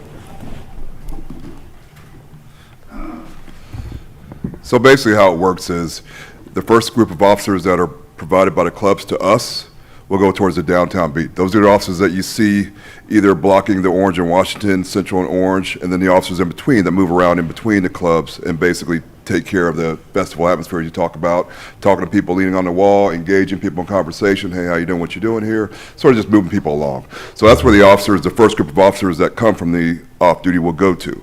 Now, if they want to hire above, then they can still have the officers at their business. So, okay, so so they will have no influence on where these officers go that they're now paying for? No, they'll be in that small area. Almost all the clubs that are paying, it basically starts at Orange and Washington, goes down to Pine and Orange, goes down to Magnolia. So it's basically we control that area a little bit on Central where some of the nightclubs are. So they're all in the areas that we already have officers at right now. So it's basically the 30 officers that we use right now are basically in that area. We don't really expand but out past that area besides the bike officers. Right. So if I'm a nightclub owner and I decided, well, now I have this extra expense. I used to hire 4 on my own. Now I'm just hiring 1. That, to me, that increases the potential need to call OPD if something happened where previously the officers that I've employed will kind of handle it. Is there a rapid response system that the clubs will be able to have to, you know, get some of those officers deployed from where you've placed them to come back to the establishment that may be in question? Yes, the officers are nearby. Plus, we have the bike officers that respond quickly to any incidents at any club. Mm-hmm. As you see in any video you've seen, it's mostly the bike officers who respond to the fights. The officers from the corner run down to wherever the altercations are.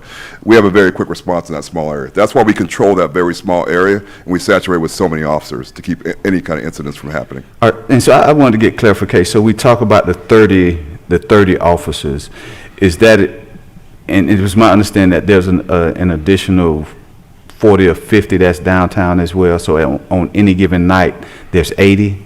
Or is it on any given night in this downtown area or the entertainment district that there's 30? Just trying to get an understanding, because I know the CRA, I believe, is paying for 30, and I'm trying to see outside of what the CRA is paying for, how many other officers are downtown that is coming from general revenue. So probably I have another 40, but then you also have clubs that you have officers who are working for the clubs. So that number varies anywhere from 80 I mean, to not the ones that are working for the clubs. All right, so for me, you probably the got about- CRA being the CRA funded plus the general revenue, you know, the regular officers that are on regular duty. Probably about 70 officers. It goes up and down, though. Okay, between about 70 officers. Okay. All right. All right, thank you. Commissioner Hill, then Commissioner Stewart. Thank you, Mayor. Chief, I did have a, whomever, how did we come up with this matrix of costs?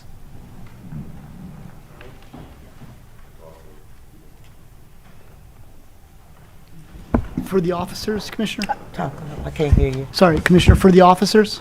Yeah, the matrix of costs per. So, Commissioner, the matrix is devised by showing it's a set based on the number of occupancy, and the alcohol type is so which officers would have to be there, but then the numbers are derived from, the officers will be required from 10 p.m. until 4 a.m. So that's when we see the beginning and the end of the effects of the midnight sales. So from 10 p.m. to 4 a.m., so that's a 6-hour window each night. And then that's at the cost of $90 per hour, which is the current downtown rate. So when you multiply that out, it's $540 for one officer for those 6 hours. How did we come up with 6 hours? If they already have put in place officers that's required per liquor license from whatever opening to midnight, and you're saying this permit extends from midnight to 2 p.m., who came up with the 6-hour figure that now they have to have officers 2 hours prior to the permit that we're putting in place and 2 hours afterwards? Yes, Commissioner. So as we explained earlier with the closing time for the establishments, the end of sale time is currently 2 a.m. So, but then of course they can still consume that until 2:30, so for that 1/2 hour. And then the establishments don't have to shut down until 3 o'clock. So when we have that push from 2 to 3 o'clock where they start to leave the establishments, that really impacts the police resources until 4 o'clock. So then of course you also have the police officers to get there before everyone arrives so they can set up the barricades, control those When the intersections. barricades, with all due respect, wouldn't all that be in place prior to? Don't we shut off the roads and all that prior to? Yes, Commissioner. So as they shut off the roads and do that and have that enforcement as the individuals start to come downtown, so those officers are in place when those individuals come downtown for the after midnight and then are there until the individuals leave downtown. So it sounds like we're penalizing operators for being downtown, because people are going to come downtown regardless. I can agree with the fact if we're going to put a permit in place for midnight, seems as if we should have midnight to 4, but asking them to receive all of our guests that might come downtown from our bowl games or from what have you, to require that's just, and we'll get to that. I guess the cost, yeah, they still haven't told me about the matrix and the monies, right? How did we come up with the cost when we have 70 officers? I didn't know that. We have already 70 officers downtown. Mm-hmm. The average cost for our officers that we pay that are part of just our force is what, $45 to $50 an hour? So the individuals working the downtown beat, and I think Mr. Rowe might be able to talk more about this than I can, but the individuals working the downtown beat, so these are extra duty positions, are currently at $90 per hour. No, not overtime. Regular pay, our officers, our 70 officers that's part of our OPD team. Okay. So the extra duty rate, No, just our regular You're talking about a slide with the regular officers, how much a regular officer makes. That's just an average pay of what the officers make, whatever their hourly rate is. So that's why it was only $24,000 for like the 2 bike squads, and then I think it was the tax squads were like $25,000. That's just the average of what the regular officer makes. They're on duty. They're making whatever their hourly rate is. That's their regular pay on duty. Right. Like you saw, the drug unit was like $11,000 because there's only 9 of them. Because we're going to have our drug Yeah, units that's out the there regular. regardless. So Yeah, are we so that's the passing regular pay for cost that. on when we say 40,000? Are we passing our regular duty officers on with that, let's say almost $40,000, $50,000, $100,000 a week? No, that's totally separate. That's totally separate. So the only thing we're going to pay for is the 30 officers which are brought in, the off-duty officers. So the off-duty officers are 30 officers are brought in. If we don't get enough of off-duty, we order, so we're still paying the same rate.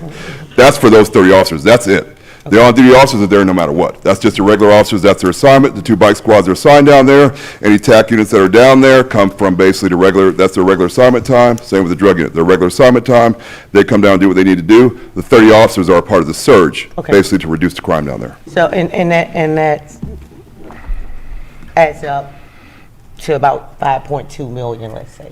I think that's what it was, the 40,000 times wherever it timed out. I don't think it was, I thought it was 3 point something. Was it? Yeah. Did you say 5? Someone said 5. Yeah, so the 40,000 per weekend was approximately 2.1 million per year. 2.1 million, that's what we're asking the operators to cover? Yes. The regular on-duty units was only 3.2 million a year. Oh, so now we're not, because I was told, so they're not asking, we're not asking them to pay the 3.2 because that comes out of general funds. Exactly, that's the regular pay. So now we're asking them to incur the $2.1 million per year, is it? Yes. Per year? 40,000 a weekend, it comes out to 2.1 million per year. Okay, so out of all of the club owners downtown, however we might do it, we're looking at a total of 2.1 million. Yes, ma'am. I'm getting some, so that's why I want to understand the numbers a bit more, because I'm getting from some of the operators that one individual club's going to have to pay almost $850,000 a year. Then another, I've been told, they're getting ready to have to pay almost $700,000 a year. And that's 2 or 3 operators that will have to incur the 2.1. Where will all the other operators that's going to have to do the buy-in, where will those funds go? So I just want to know more about the numbers now hearing this 2.1, because the numbers aren't adding up for me. Thank you, Chief. I think the number's more like 300 and something thousand, the most any one of them would have to pay, so I don't know where they're pulling those numbers from. 336, right, 4 officers. Yeah, correct. The largest venue, I don't know where the matrix is on here, is up to 4 officers. So the 4 officer rate is about 2,100. You multiply that. If they were open up every night of the year on those Friday, Saturday, Sunday, it's about 337,000. That the max that could. Well, we don't know their numbers, David. We know the city numbers. I think it's unfair if we haven't seen their books and knowing and understanding and listening to what it's going to cost them. It's not fair to say what the cost is going to be to them and associated with them. That's why I think it should be a little bit more dialogue between the operators, ourselves, and looking to see what the real numbers are, because we're even guesstimating. Well, the only thing that they'd be obligated to the city for is the, 336 for 4? Correct, Mayor. The 3.2, but it's the 2, what is it, 2.1 or 3.2? The numbers just don't add up to a degree. I would like to look at the numbers, but that's all I have, Mayor. Thank you. Okay, Commissioner Stewart. Thank you, Mayor. Dave, while you're up there, let me ask you a couple of quick questions. We've been talking about this for 16 years that I've been up here. Tell me how we've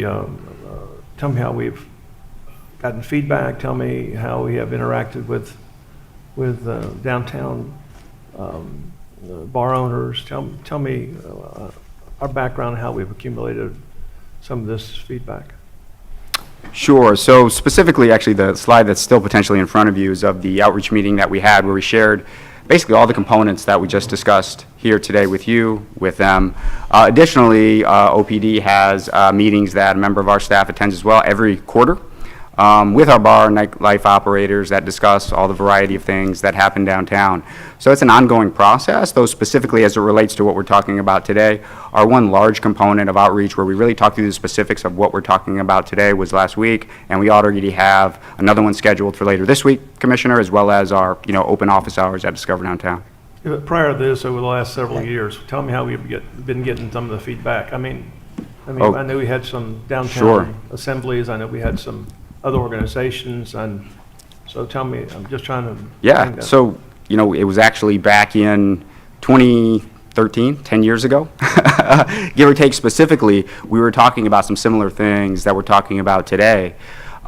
Just in that process alone, Commissioner, there were dozens and dozens of meetings with the majority of our operators where we discussed concepts and challenges that we were facing and how we would appropriately address them.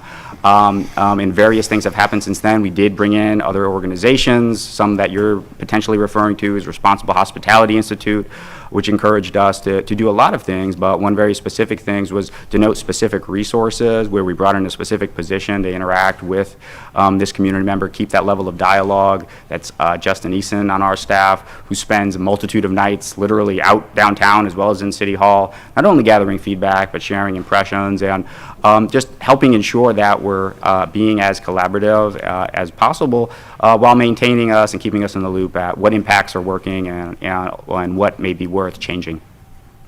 Let me kind of switch gears a little bit. Enforcement is important to me, and it seems to be the biggest challenge in enforcement is occupancy. Tell me how we enforce occupancy, and I think it's enforced through OFD. Tell me how we enforce it and how we can have any measurement on what we've done in the past 6 months to a year on enforcement. Yeah, sure. So the Orlando Fire Department recently went through all of our establishments downtown and ensuring all of the occupancy data was up to date. Additionally, as of late past 6 months or so, they've been coordinating routine checks on occupancy, working with establishments alongside of code enforcement. At various times, they've had to hold doors to make sure that people were in compliance and not ultimately allowing unsafe or unpermitted situations to exist. And that context is anticipated to continue with the onset of these potential new regulations. I don't want to be too black and white on the issue, but occupancy is a number.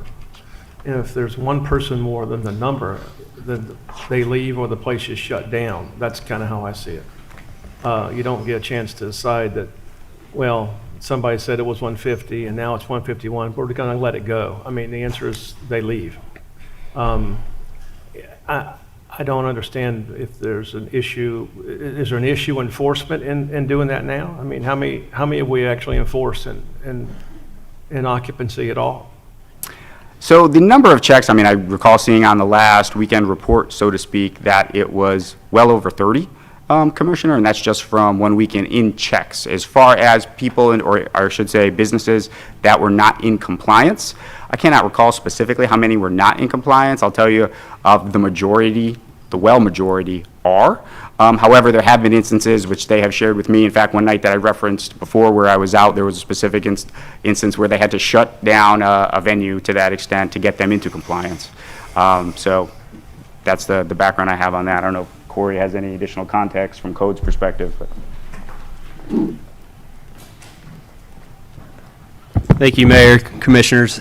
Corey Keith, Division Manager for Code Enforcement. So yeah, we've worked with OFD, with occupancy. The last 6 months they've done routine checks. Sometimes they will hold the door if the number, they feel the number is too high, and as a warning. But as you've seen in this new ordinance, there is a monitoring system for occupancy. We're hoping to reinforce that occupancy so that we don't have the occupancy levels above what is allowed. So, without getting too black and white, with the new system, you have the ability to be able to immediately determine occupancy when you walk to the door because somebody's keeping track of it, right? Correct. In this new ordinance, they'll ask to have that number, and if it's not available, that's an offense, and it could be an offense in which we immediately shut down. We would have those powers within our code to do that. What is the, again, what is the action that is taken when somebody's beyond the occupancy level? There's a variety of things you could do. You can write citations, which is immediate. You can do a warning. You can say, hey, get this under control tonight.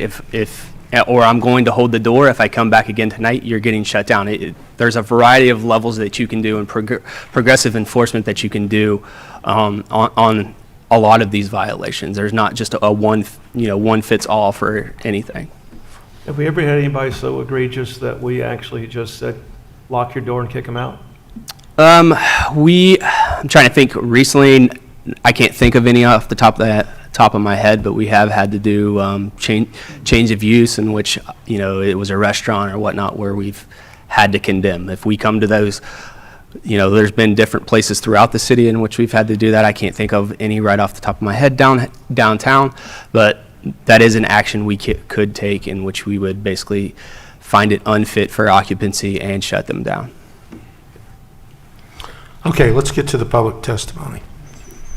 Okay, I had two that signed up for 2278, and then pretty much everybody else was 23-8, but everybody's testimony will be reported as to both of the ordinances. So we'll start with Tim Giuliani, and then Luis Romero, and then Anna Long. So Tim Giuliani, if everyone would state their name and address, and then you'll have 3 minutes.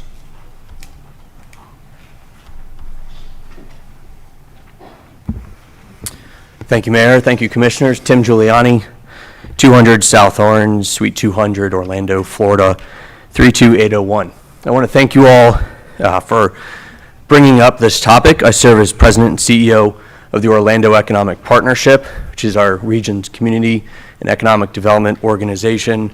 I also want to tell you I'm a downtown resident and a leader of an organization with 40 employees in our downtown, and want to speak today to support where you're going with these regulations. Obviously, the downtown vibrancy is really important as our identity, our economic engine, and we're really proud just to be 1 block away, being in the heart of downtown, and we believe the need is strong to have just a better and better experience downtown as we're trying to draw more workers back downtown. And if we don't do that, we obviously face the risk of decreasing property values and tax receipts. So we all know that people need to feel safe where they congregate, no matter what time of the day it is, including during the day. And people, by and large, don't feel safe downtown. If we want to compete globally for expansions, high-wage jobs, if we want to increase our occupancy rates in our downtown buildings, then you're going to have to do something different. We've got to ensure that companies that are considering an expansion or relocation, when they visit our downtown, leave confident that it's a safe place. And we have the potential to continue the transformation of downtown, both private and public. Creative Village is a really good testament to that work. But we got to continue to invest in our downtown core. The future of the entire region can be hamstrung, and simply just by the time and money it takes to manage the recent surge in crime. We believe that a safer downtown will attract more residents, it'll bring more workers back, it'll bring more visitors downtown, and that will help a lot of small and medium-sized companies that find themselves downtown and would benefit from the increased foot traffic and a diverse and more dependable customer base. So we stand in support of the ordinances presented today. Thank you. Madam Clerk, it looks like Luis Romero is wanting to testify via Zoom. Is he on Zoom?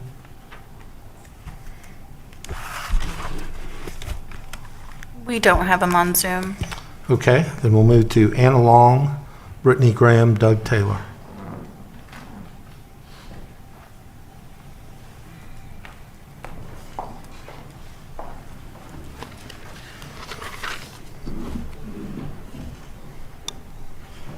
Good afternoon, Mayor, Commissioners. My name is Anna Long. I'm an attorney with the law firm of Dean Mead, 420 South Orange Avenue, Suite 700, Orlando, Florida, 32801.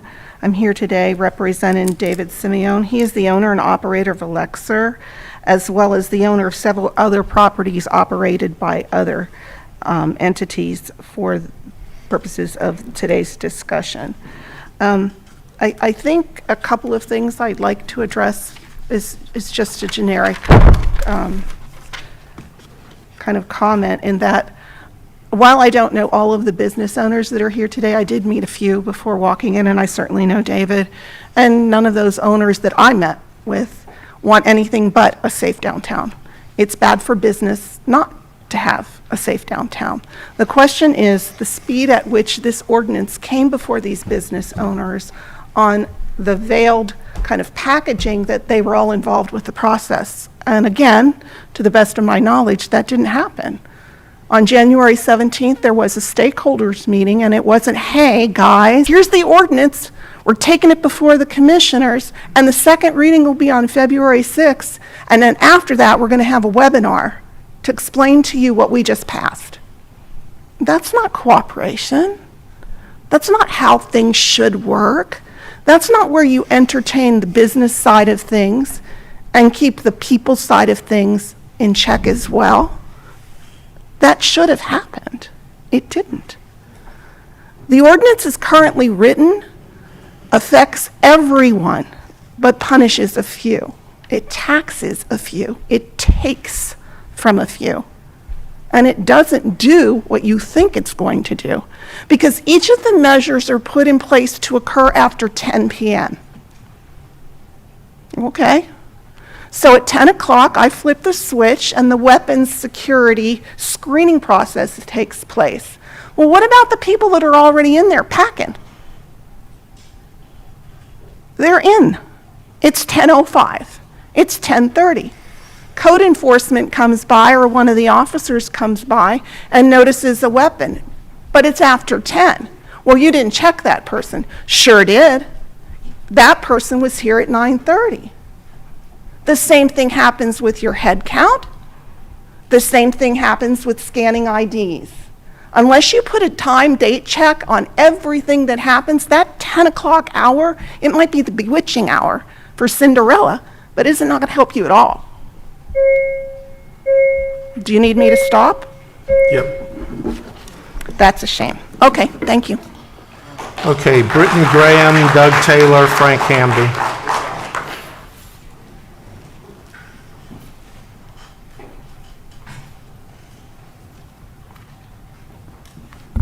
Good afternoon, Mayor, Commissioners. My name is Brittany Elise Graham. I'm a 36-year-old single female from Philadelphia. I've worked in the entertainment industry for over 10 years in the Miami, Philadelphia, and Pittsburgh markets. I moved here from Miami in 2013 because I seen the opportunity in growing events. The year before I moved, I actually traveled every weekend back and forth from Miami to Orlando, creating events and showcases at various venues in the city. I then was able to secure a job with iHeartRadio, where I also continued to build events in the downtown area. I moved into a high-rise downtown because I felt it was safe. I walk and scooter to work in the day and oftentimes at night after the nightclub closes and never have had an issue. I have been the marketing director for the past 5 years for 8 venues with the Beecham Entertainment Group. In the past 5 years, I've only had one client reach out to me via social media, direct messaging, and ask about the safety of the area we are located in. When I market our venues, I have never felt the need to stress the safety of the club nights or events. I always highlight the fun and friendly environment to have a good time and escape for a short few hours. I also market that we have all types of events for all ages, genres of music, and being a place to celebrate milestones or just enjoy time with other like-minded people. We recently had a couple that met at the Beecham 5 years ago reach out to us. They wanted to surprise their family with the announcement with help from us. They were having a baby, and this was the place it all started. I have also seen marriage proposals done during our events, people celebrating anniversaries, birthdays, graduations, and more. Our entertainment district thrives on making people happy with a sense of community. While Orlando is a family-driven, experienced city, it also gives adults on vacation a place of enjoyment in downtown area. With my experience and the time in Orlando, I have seen it change and grow positively in what the Downtown Entertainment District offers. I myself attend events, concerts, sporting events, and club nights throughout downtown because I feel safer here than anywhere else in the city. Some of the challenges and frequently asked questions I have in my job are: parking is very expensive, traffic patterns vary, and restaurants are not open late enough. I feel with the recent proposed ordinance, it could hinder people from experiencing what we have to offer or give them the wrong idea about the city beautiful. We have the opportunity to continue to develop into a thriving metropolis with economic growth. And the Beecham Entertainment Group, one of the longest-standing businesses in downtown, would like to contribute to the fulfillment of creating a safe, friendly environment for all. Thank you. Thank you. Doug Taylor, Frank Hamby, George Maltazos. Mayor, unfortunately, Doug isn't ill today. I think he's emailed you and all the city council folks what his speech is going to do. Okay, thank you. Frank Hamby.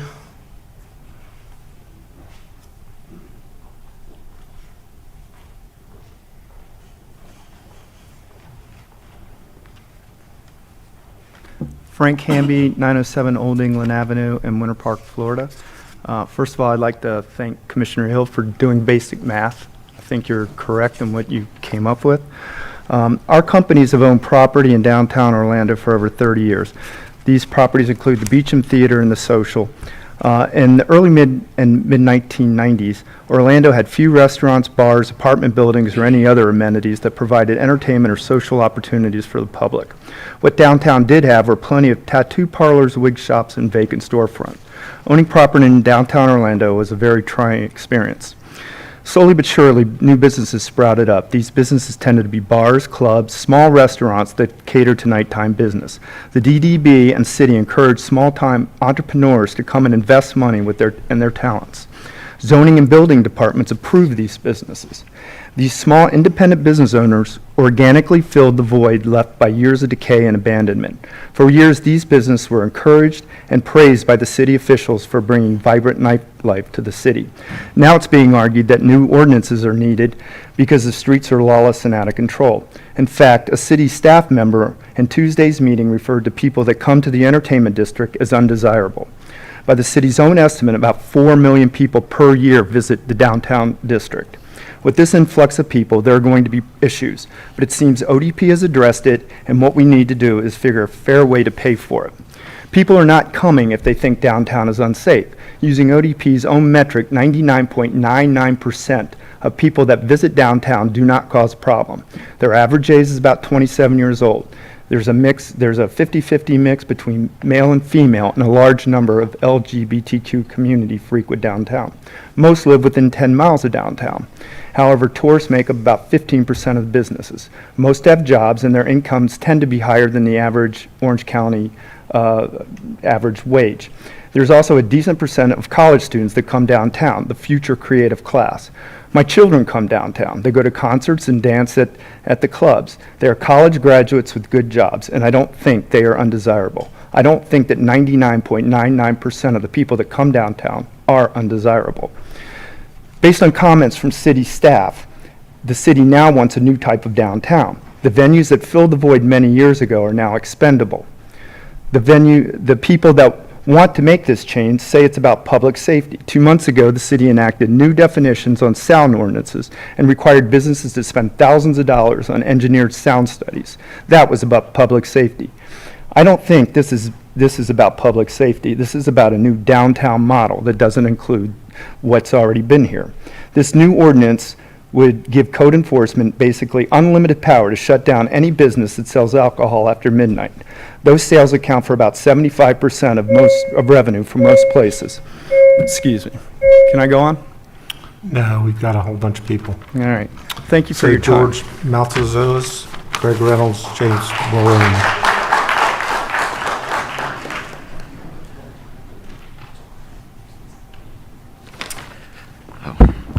Hi, Mayor, Commissioners. Thank you for your time today. My name is George Maltazos, 46 North Orange Avenue, 32801. I'm not in support of the 12 a.m. or 2 a.m. permit or the regulations built in. Our businesses have have been doing most things in this ordinance for years. We monitor our occupancy. We voluntarily close down, and that could be attested by the police department. We ask them to help us close when we are over capacity or getting there. The difference in this permit is that 12 a.m. has extra regulations that does not address the outdoor issues. Issues businesses and citizens have no control over, issues that are under the jurisdiction of law officers. We have not had adequate guidance on the first ordinance passed in October, and then staff introduces the second ordinance 6 days prior to reading. The rush and lack of communication would leave one to wonder the real motives behind the ordinance. Have operators that kept the boards off the storefronts for 30 years, Mayor Dyer, your words, maybe 25 years, you said back then, have met their limit of acceptance in the city of Orlando? 4 months ago, City Council said that is not the case at all. They said they embrace the hospitality operators, and they are an important part of downtown. 5.2 million people a year embrace this industry and feel the same way.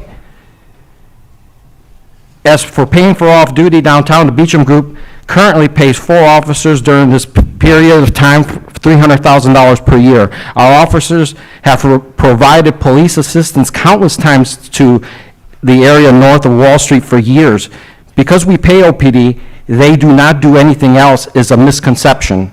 They are officers, and they frequently leave our establishments to do police business.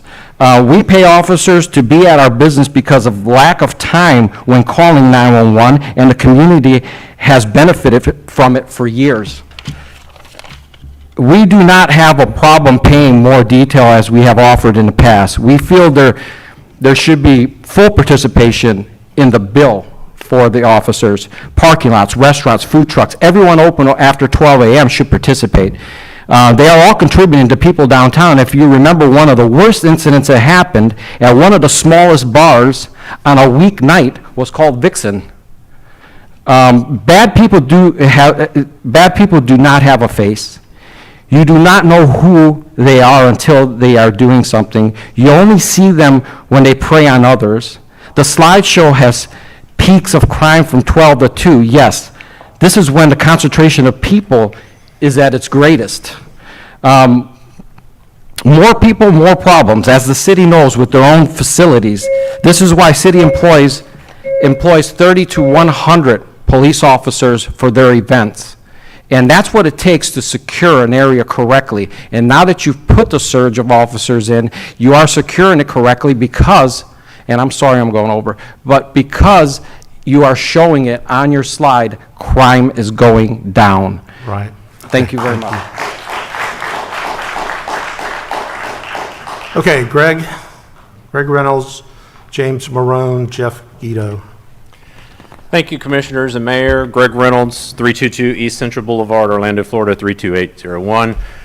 Thank you, Commissioners, for this opportunity to speak in support of this important issue that affects all that live downtown Orlando.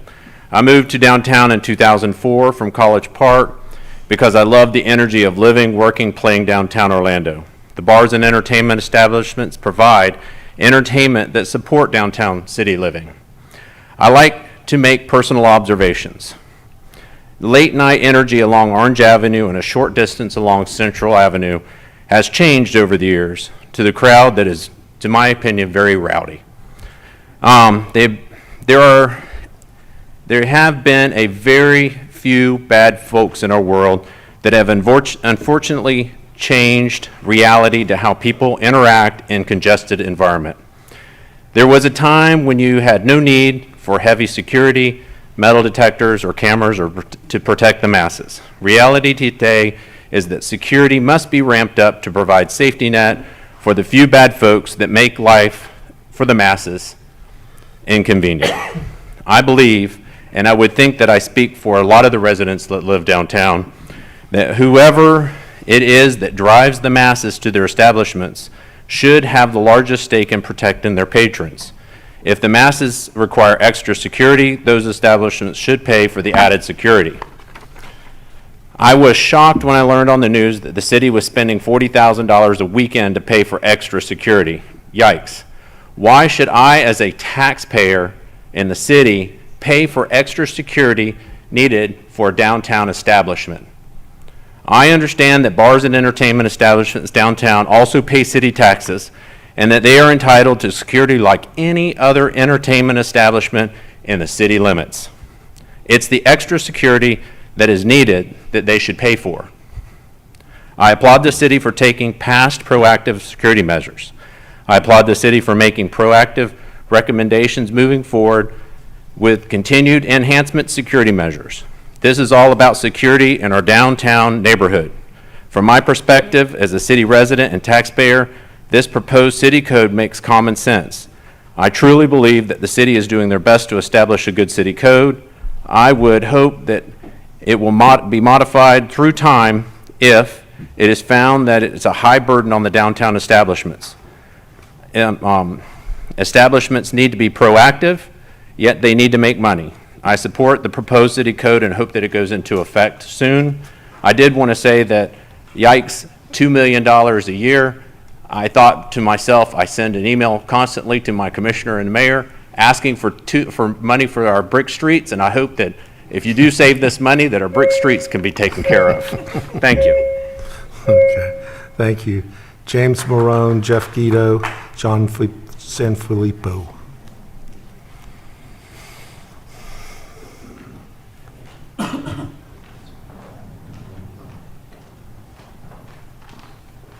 Thank you, Commissioners and Mayor. My name is James Morone, 25 West Church Street, Orlando, Florida, 32801. I'm going to start today by jumping to the end, which in this case is asking you to vote no on the ordinance. I would also like to ask that we have an immediate meeting with the mayor and the rest of the industry affected in this proposed measure. Now for my reasons. Do we have a safety issue downtown? Yes, we do. No one debates that. It's how we move forward that is the concern of the small businesses downtown. We have a huge influx in population downtown, and to say that this is a bar and nightclub issue is beyond wrong. We have more traffic for several reasons beyond downtown nightlife. The new high-rise is going up everywhere, addition to the Amway, the Dr. Phillips Center, all great things for downtown, but the infrastructure that should have been in place to support this, namely increase in the police presence, was not adequately adjusted. And now because of this, you're asking a small segment of the business to bear the brunt of the costs associated with hiring off-duty police force at a more overtime rate of the average officer plus a 10% administration fee. If this is truly a safety issue with no end in sight, then why are we not hiring permanent police officers at a fraction of the cost? The way this is currently written, small businesses open after midnight would be paying $90 an hour, minimum 6 hours, starting at 9 p.m. to 4 a.m., so 6 hours in order to be open for 2 additional hours. So $594 a night, $92,664, not including the extra holidays tacked on. The average starting salary of an officer at OPD, $54,048 according to Orlando.gov, almost half the proposed cost, and it gives you an officer who is not tired from already working their regular work week. Not only that, but we are paying dedicated officer rate and may never ever see that officer for days, depending on where they are needed. In a world outside of public taxes, which you're claiming this isn't, does a business pay for personnel to secure their business, but they can make their own schedule and go and come as they please? Why are a small segment of businesses being asked to privatize the police force for the public streets? We know they are not securing the inside of our businesses. The inside of our locations are the safest places, as we require metal detection systems and pat-downs now before entering. All of these are issues that need further consideration before throwing the cost on businesses that do their majority of revenue during the last few hours of the evening. Some businesses will close because of this, which I'm sure is the ultimate goal, and some will just cut staff, raise prices to compensate for the expense. This is hurting small businesses and their employees and helping no one. Thank you for your time and consideration. Thank you.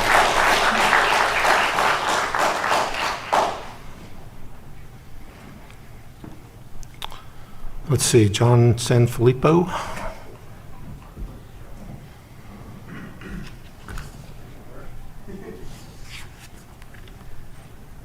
John Sanfilippo, Beecham Entertainment Group, 46 North Orange Avenue in downtown Orlando. Mayor Dyer and City Council, thank you for giving me the time to stand up here today and speak. We employ over 250 people with a substantial payroll. We also currently employ, through roll call OPD, over $300,000 a year currently and off duty. With the minimum chart, we'll be pushing right around $600,000. With the maximum chart, I could be pushing as much as $1 million a year. I'm up here today to ask you to please pull this from the agenda, the midnight use permit, from the agenda today so we can study it a little bit more. We just learned about this agenda and some of the details only 4 business days ago. When we were called to that meeting, we thought we were going to get the updates on everything that was passed regarding the noise ordinance, sound studies, proper licensing, so we could be in compliance. We were kind of blindsided by this process. Since the last ordinance was passed, we were only asked one time to submit our sound study so it could be used as comparison or a benchmark. Other than making sure we registered who our managers were, I have not heard anything from anyone from the city regarding the updates on how and when that ordinance was going to be implemented. I don't know if we can move forward on a 2.0 version of that ordinance without making sure everybody's in compliance with the first ordinance. We have spent tens of thousands of dollars on a sound study, hundreds of dollars putting together a book that contains over 50 licenses that it takes for me to operate in downtown Orlando. There's still a lot of confusion of the last ordinance. The week before New Year's Eve, one night, we were approached by city staff and we were told that our DJs had to have a permit or a license to DJ after 1 o'clock. That was incorrect information. We were able to resolve that problem. However, this is just one example of many from the first ordinance not being fully executed and implemented to make sure that everybody's in compliance moving forward. I believe we should fully implement what was passed in October and then study the ongoing business practices and safety of downtown Orlando before we create another ordinance that may or may not be necessary at all. We should be working together with city staff. We shouldn't have to show up to a meeting and be pushed into a direction that is probably unnecessary. It frustrates me that we sit up here and the presentation was given to you on all negative social media about downtown Orlando and nothing positive about downtown Orlando. There's a reason why 60,000 plus people come every week to downtown and have a great time. It was mentioned by a city staff member that the crowd in downtown Orlando is undesirable and that no one goes to an Amway Center event and then comes to the downtown entertainment district. That's just not accurate. I sent you a letter, my company sent you a letter with a PDF attached to it. Please open up the PDF and look at it. 90% of those pictures were taken from last Friday night. I don't know what an undesirable crowd looks like. However, I think those pictures will tell a completely different story. It's not my intentions of being disrespectful here today. I'm just extremely frustrated onto what is going on and how the process is being carried out and not having the proper amount of time to discuss it, be part of the discussions, to talk about its possibility of the consequences and unintended consequences that it may cause. Thank you for your time. Thank you. Kate Clodfelter, Marco Kozlowski, Monica McCown. Kate.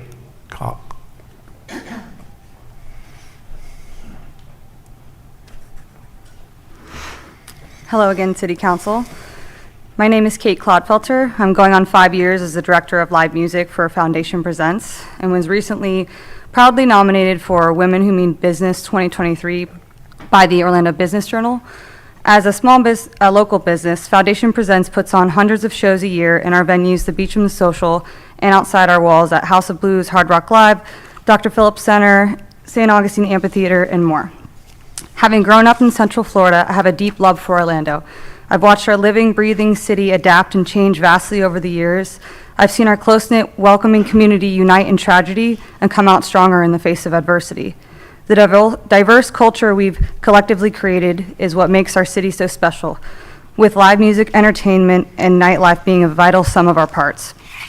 While our city continues to change, one thing has stayed consistent, and that's the vast number of people who flood downtown at night, because in downtown Orlando, life happens at night.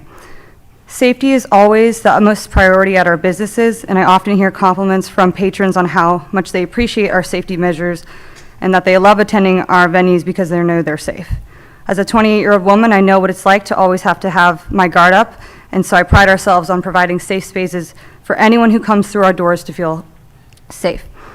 Crime goes up in any city after midnight, unfortunately. I think that's human nature, and yet when I walk through downtown at all times of day or night, I often feel safer at night because of its liveliness. We host many shows that cater to a young or underage, often female audience who like to line up outside our venues sometimes as early as 8 a.m. for a 7 p.m. door. These early shows are the ones that give me stress the most because of the harassment and physical assault our patrons have to deal with from some of the transient population in downtown. I have personally been accosted and had hands laid on me in the middle of the day by a mentally ill individual who needs professional help. During the day, sometimes downtown feels like a barren wasteland and we're on our own to take care of its citizens waiting on a public sidewalk. At night, I do not have the same fears or stress because it's alive with culture and there is more of a police presence. Service industry workers represent the third largest job category in Central Florida. While we are collectively responsible for bringing a booming economy and countless jobs to downtown, general public safety as a whole should not fall on the shoulders of small local businesses. In closing, I ask that you please vote no on the proposed unreasonable after midnight measures. We are still very confused on what has passed in October on the noise ordinances. It is very frustrating and stressful as an operator trying to run a business that brings real value to a community I love. Thank you for your time. Thank you. Marco Kozlowski, Monica McCown, and then Scott Kotroba. Hello, Marco Kozlowski, 23 West Pine and, Cocktails and Screams and 1UP. I only heard about this a few days ago. I'm one of the owners of the bar, and we acquired a space that we have to be compliant with a 4COP license. And I don't know if you're familiar with what the market is for a 4COP license, but we're at $925,000. And 10 years ago, I was living out of my car, and I have worked very hard to be able to get the money put together to be able to invest and give our patrons, if you've ever been to any of our establishments, they're a fun, safe place to be. We've installed people counters, so we know at all points in time how many people there are in our establishments. We have constant training with our staff, and for this, the only time I've ever heard of someone having to pay something without having control over it, I've seen a few movies where, hey, give us $600 a night, you're never gonna, or you're closed, and you're never going to see the person that is supposed to protect you. That sounds like the mafia. That's exactly what that is, and I don't think it's fair. I think, I think rushing this to a point without really, I've heard that there's been, you spent 2 years putting this together, many months of hard work with business owners. We haven't been consulted other than 4 days ago. So I'm concerned that things are being rushed through to a point that are A, concerning, B, if you study the cities that you say you have compared to, actually open later than midnight. So I just don't understand. I'm sorry, I'm not prepared other than just frustration that someone was murdered in front of a roadhouse. Are we changing? Are we insisting from a crazy human being? Are we insisting that that establishment now has to pay as well?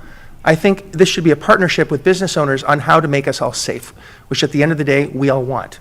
We all want to be safe. Nobody wants to go into a place where they're not safe. I'm not from here. My parents escaped Nazi Germany, and I'm immigrated here, and I'm very proud to be here with the freedoms that we have, or that we used to have. What difference does it make if we're open, if a business owner investing $1 million just to have the opportunity to offer a really great experience for our customers is cut off at the knees? Now, with this moratorium, we can't even open. So now what do we do? Those 2 hours represent 30% of our opening hours. That's 30% off of business. So you're asking us to sit down and smile while we don't see the police officer that we prefer to hire privately. Let's privatize it, no problem. Let's figure out a solution where it's not on the burden, on the backs of the taxpayer, but of the business owner, so we can solve this properly and not be called this as a shakedown. So vote no. I vote to sit down and get this resolved in a way where we can all be happy and keep everyone safe, because that's all that matters at the end of the day. Monica McCown, and then Scott Katroba, Steve Garrity.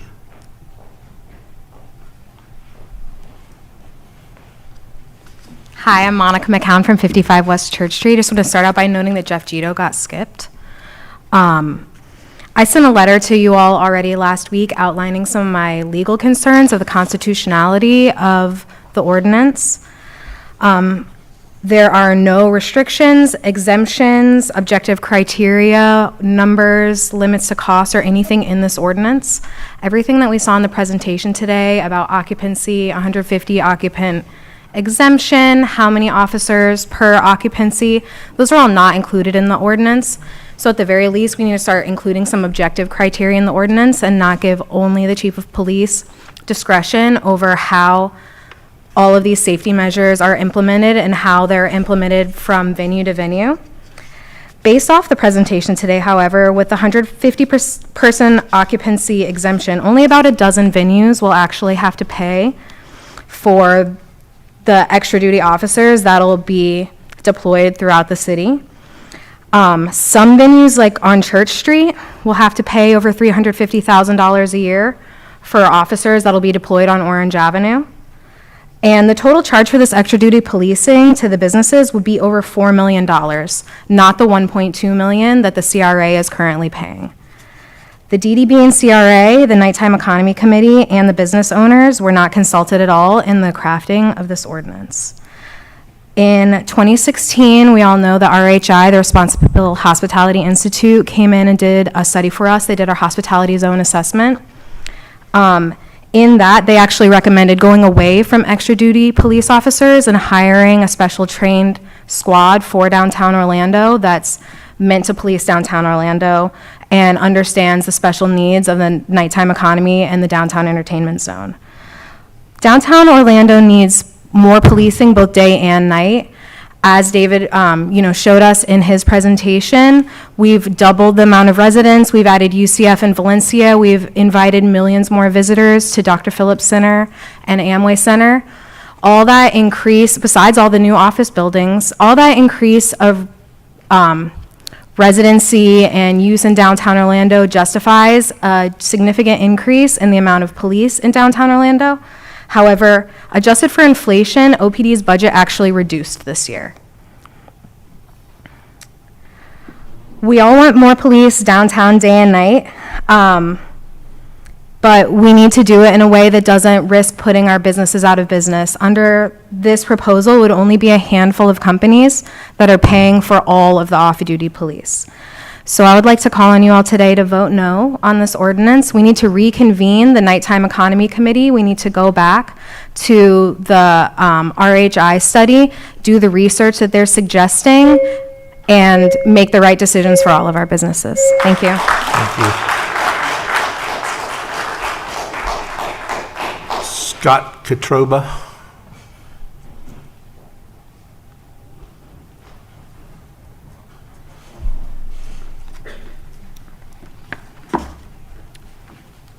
Good afternoon, Mayor and City Council. Thank you for giving us this opportunity.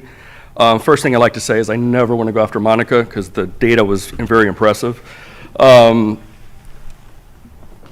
We own properties on 43 and 33 East Pine Street in downtown Orlando. We own OrlandoJobs.com, McQueen Social Lounge, Bullet Bar, Crow, Attic, Treehouse Basement, and soon to be Poppy Smash Burgers, hopefully in the next couple weeks. I chair Athlete Connections. We just did a toy drive that provided toys for over 1,000 kids on Mercy Drive, which was supported by all the downtown venues. I was the president of the Orange County Sheriff Foundation for 7 years. I founded the Seminole County Sheriff Foundation and am vice president. I founded the Orlando Police Foundation and am vice president, and we just presented them with a $450,000 check from our foundation. The reason why I'm saying this is not to be braggadocious at all, but I want you as a city council to know the type of owners and the type of people we are that run these venues downtown. We are small business owners. We're extremely vested in everything that the city does, and we do too want a vibrant downtown. We want a safe downtown. Number one, I am not sure why this permit, and we discussed this permit, is being in place for inside the venues when all of the violence is outside the venues. We sat and discussed extensively the occupancy. I'm not sure how that addresses the goal of making downtown safe. Does that need to be looked at? No argument there. But how does that address the goal of making the streets of downtown safe? So the permit, to me, is in question when all the items listed in the permit, and they dumped all the ordinances and all the laws for that permit into that. But those are already in place. Those are already being handled by, like we heard earlier, the Orlando Fire Department, the police officers, the code enforcement, the alcohol and beverage and tobacco. Those things are already in place. Why are we coming on top of that? Is that a power move to put pressure on the bars or to make the bars fall in line with a certain direction? I think that's some of the questions. When we deal with the off-duty police officers in downtown and we say how important it is to keep people safe in downtown, why are we using extra duty police officers at $90 an hour plus 10% administration fee? That is $99 an hour. An average police officer will make between $30 an hour to $40 an hour plus expenses. That is not what we're here for. That is not a partnership. That is not a shared cost. Let us sit down at the table. Let us do the math and let us participate in shared costs. We have no problem with that. We have had security measures for the safety program. 95+% of those things are already in place. Can we use that money to upgrade and improve? 100% we will, and we will take advantage of that. But those things have already been in place. Downtown is not lawless, like they said in one of the comments. We're a very regulated industry, and we take pride in what we do for vibrant Orlando. Thank you. Thank you.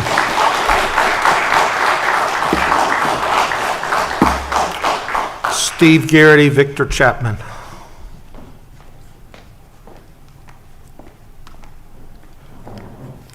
Good evening, Mayor and City Council. I'm Steve Garrity, representing Highwoods Properties at 201 East Pine Street in downtown Orlando. Everyone enjoys and believes quality of downtown experience is important for all 24 hours. You know, I've only been a resident here for about 16, 17 years now, and often I say, what does Winter Park do? What does Winter Garden do? What do these other cities do that we are not doing? I think the issue is harmony for all, and things are not harmonious. Highwoods has been a significant investor in downtown, much like many of you. We own 7 office buildings, 1.7 million square feet, but we've been investing for 30 years in this community.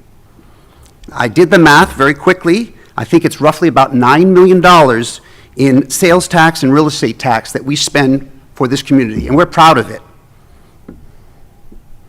We spend significant amount of money on security, significant amount of money on cameras and lighting, and we're proud of what we do. And we recognize it's challenging for all to do the same, but it's important. With community big events that we hire off-duty police officers. We require our customers to do the same. It's expensive, no doubt. The City Beautiful continues to become more diversified with not only businesses, but recently, more residents. We have a wonderful city. People enjoy coming to downtown for the Performing Arts Center, the soccer, basketball, nightlife. It's an exciting, vibrant city. Until early evening weekends, crime and safety midnight has been negatively impacted downtown. It's been discouraging to see some food and beverage companies that I know that have left downtown, creating the void that some of you all have been talking about, and it's not right for all of us to experience this void because of some issues that, in my opinion, are only in a couple hours a day, only limited to the weekends. Call the weekends Thursday, Friday, Saturday, and Sunday. Besides companies moving out, that is restaurants and bars moving out, some don't even want to move in. This activity I'm talking about, again, is between 1 and 4, damaging our gates every single solitary night. The gates to our garage, which are very expensive, even though our garages are well lit. Highwoods supports making downtown Orlando a safer experience for all, and we are in favor of this proposal. Thank you. Thank you. Victor Chapman.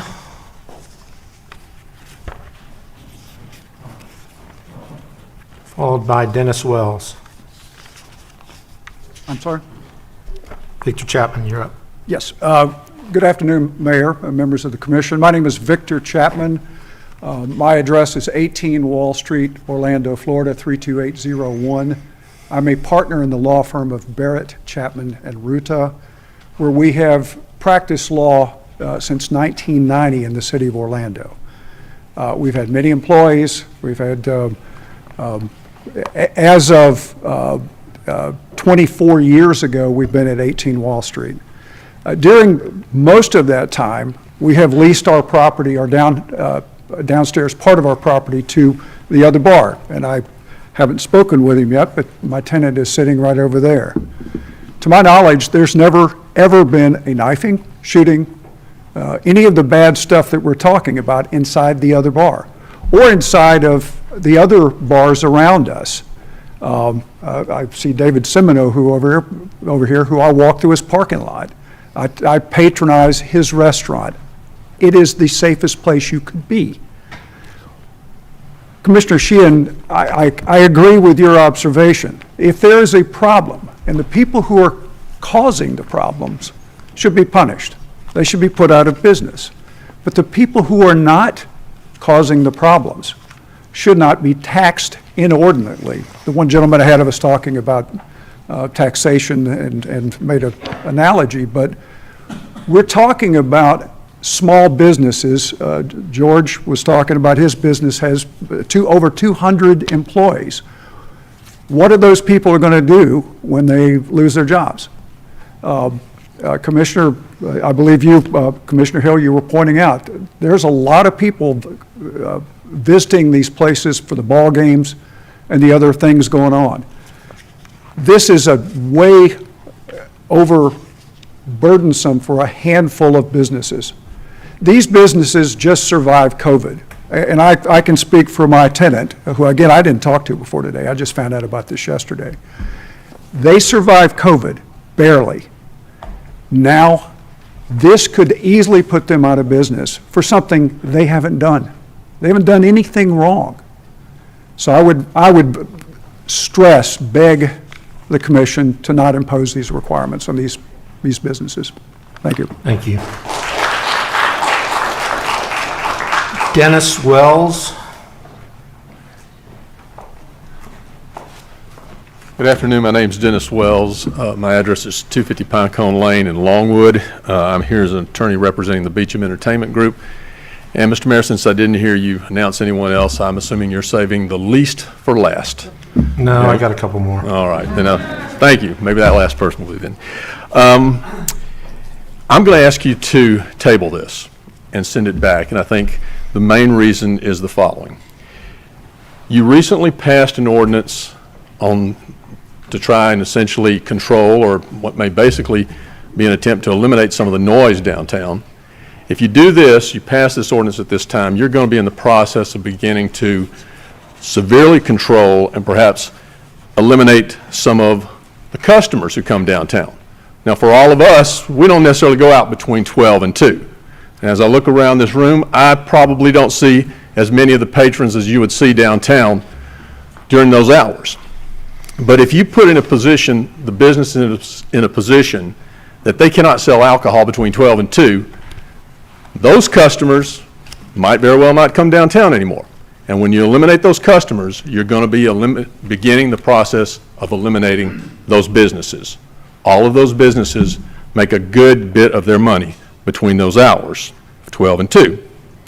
Now, you may be in the process of trying to eliminate some criminal activity that has taken place downtown, but I listened to this at the beginning of this session, and I noticed that about 4 districts indicated that they had problems with crime within their districts.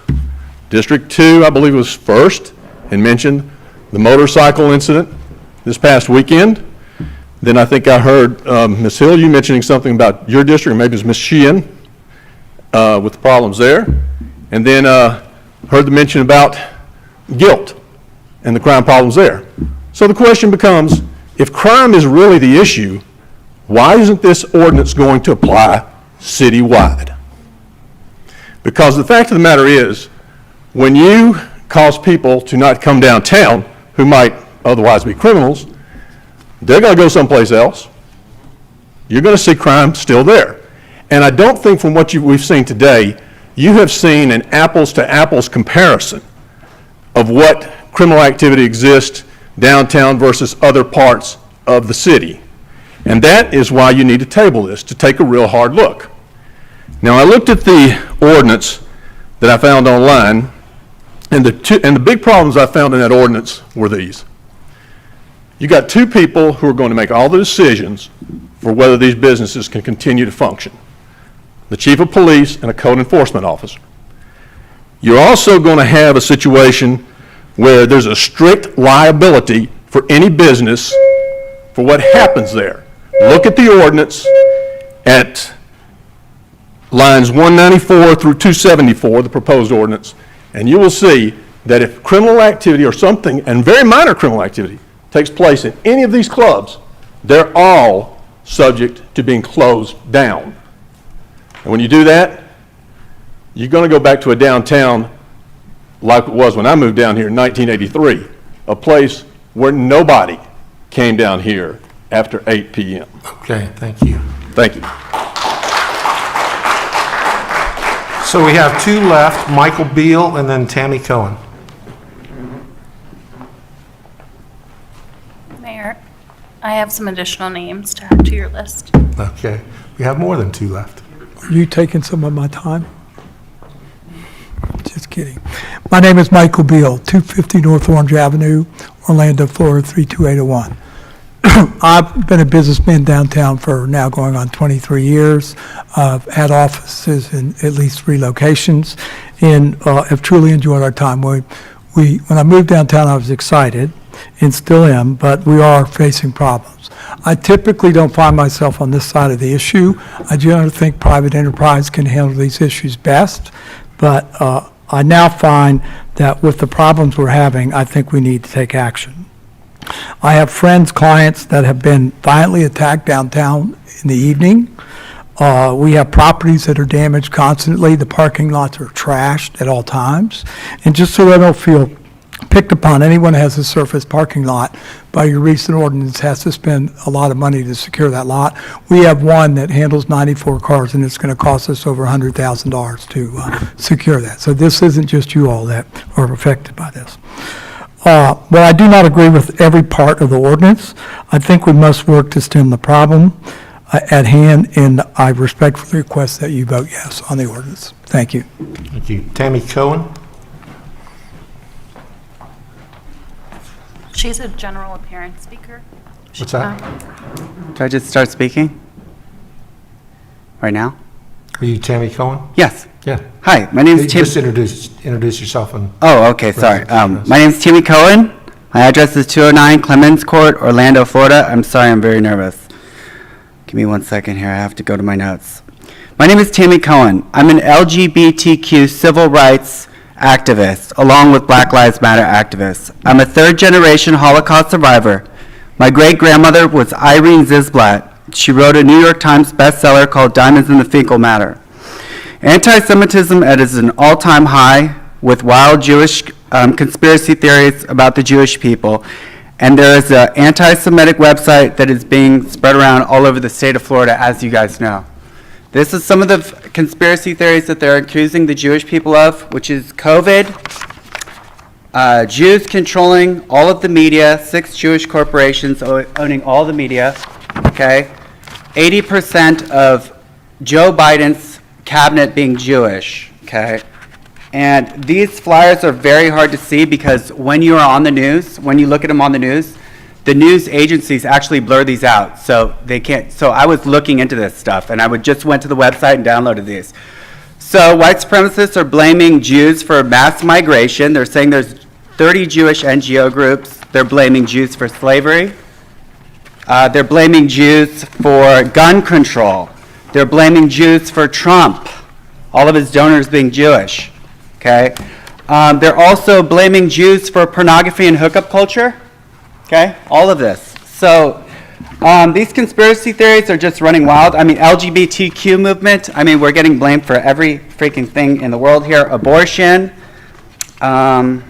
Disney, child grooming.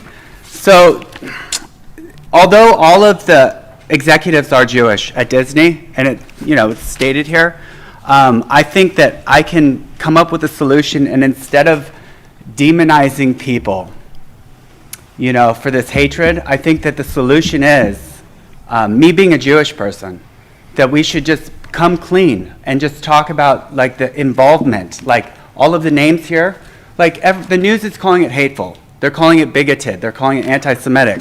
But all of these names are factual. So we can either make anti-Semitism punishable by death like we did in the USSR, okay? Or we could take away free speech, or we can just talk about the facts, okay? I'm Jewish. Our people are controlling all of America, okay? So I want to stop anti-Semitism by being honest. And that's all I have. Thank you. Okay, I inadvertently picked up a general appearance request, as you might suspect. Do you have some other requests? Yes. We have two more speakers. Okay, two more speakers. Jeff Guido. God bless. Thank you.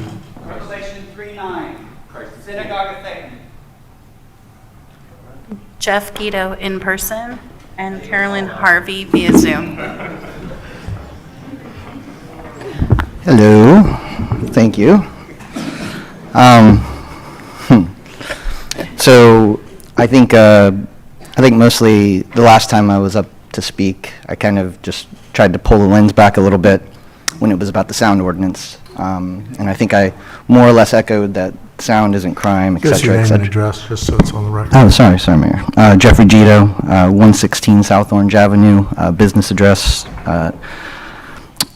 V Group represent a bunch of bars downtown, as some may or may not know. I think, in my opinion, talking with most of the bar owners, we are all simpatico with the commission and what the goals are, what the goals of the future of downtown are, and everything like that. I would even like to say, I would think that we are much more aligned than you may think. In moving forward with the sound ordinance and with the redefining of the definitions and the rewriting of the land use code, there was significant communication back and forth, and I feel that we were intellectually authentic. You know, there's different things that all of us have to navigate through this, including the chief, which we're all aware.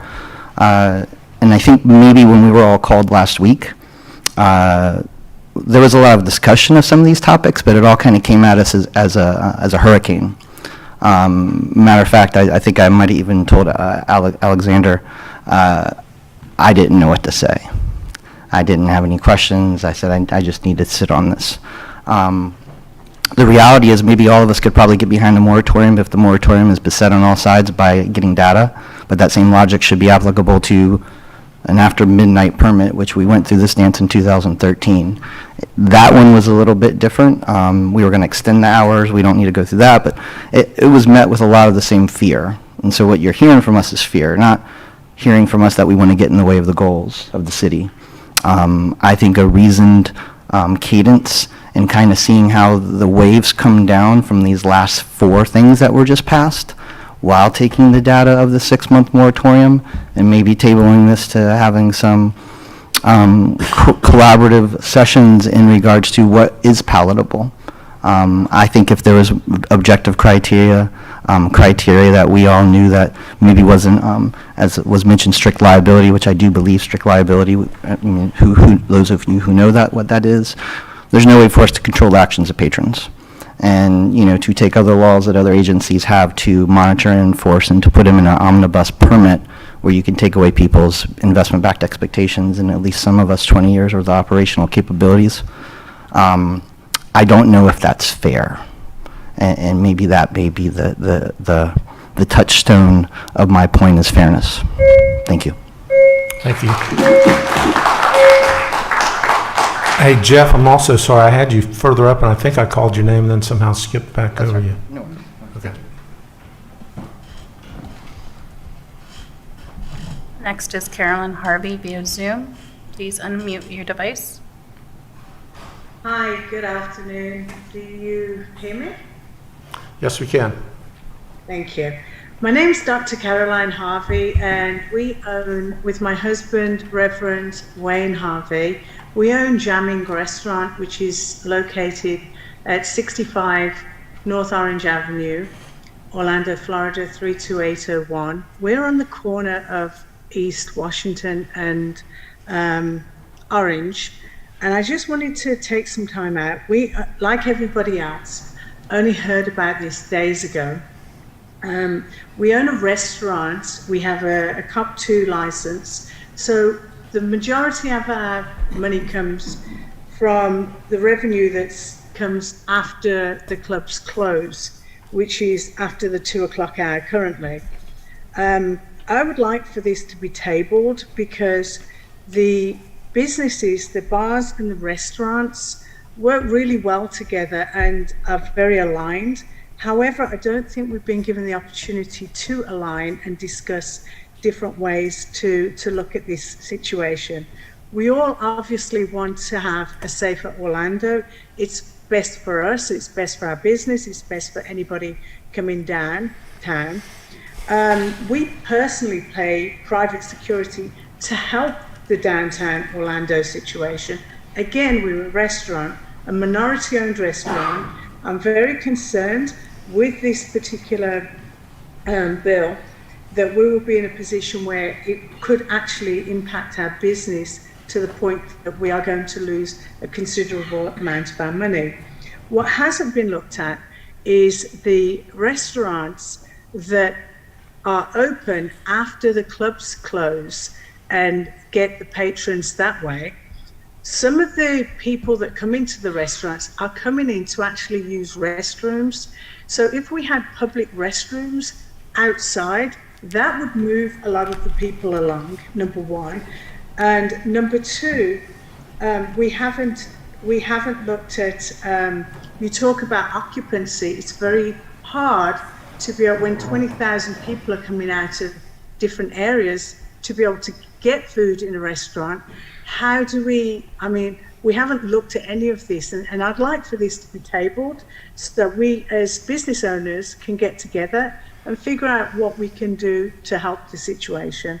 And that's really where I am. Thank you.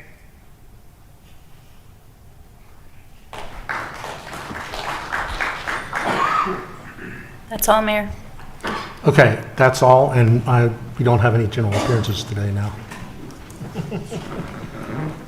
Okay, here's what we're going to do. We're going to need to read each of these, but to eliminate the aspect of we haven't had this long enough and we need more time and we need more time to have discussions. The second reading of the two ordinances, I will not put on the agenda till the first week of March, so that will give us 6 weeks to have conversations. That skips 2 council meetings, so we can advertise it for them. And I think this was good to get some of the issues from the businesses on the table. I'm certainly willing for staff to have additional discussions and talk about if there's a better way to have a distribution of how we pay for all the manpower and womanpower that we have in our downtown. But there's no question that putting more police officers in our downtown has made the downtown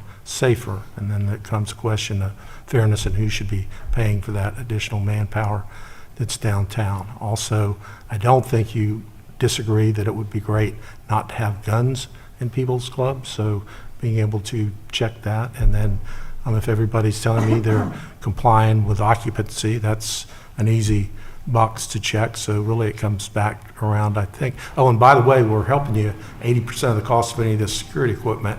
If you'll make application, we're going to help you pay for any of that up to $20,000. So I would take advantage of that. So I don't actually think we're that far off. We just need to work on a couple issues, but I would like to pass it out today, take 6 weeks, and we'll do both of them 6 weeks from now. So let's start out, Madam Clerk, let's read the moratorium ordinance first. We'll have discussion on that. Ordinance number 2022-78, an ordinance of the City Council of the City of Orlando, Florida, relating to nightclubs in the downtown Orlando community redevelopment area, imposing a temporary moratorium for 6 months on the acceptance, processing, and consideration of applications for development orders, development permits, building permits, and zoning approvals for nightclubs in the downtown Orlando community redevelopment area, adopting findings of fact, providing for possible extension or early termination of the temporary moratorium, providing legislative findings, and for correction of scrivener's error, severability, and an effective date. So moved. Motion by Commissioner Sheehan, second by Commissioner Stewart. Do you want discussion on the moratorium part, or we on the, yeah, let's wait till the second.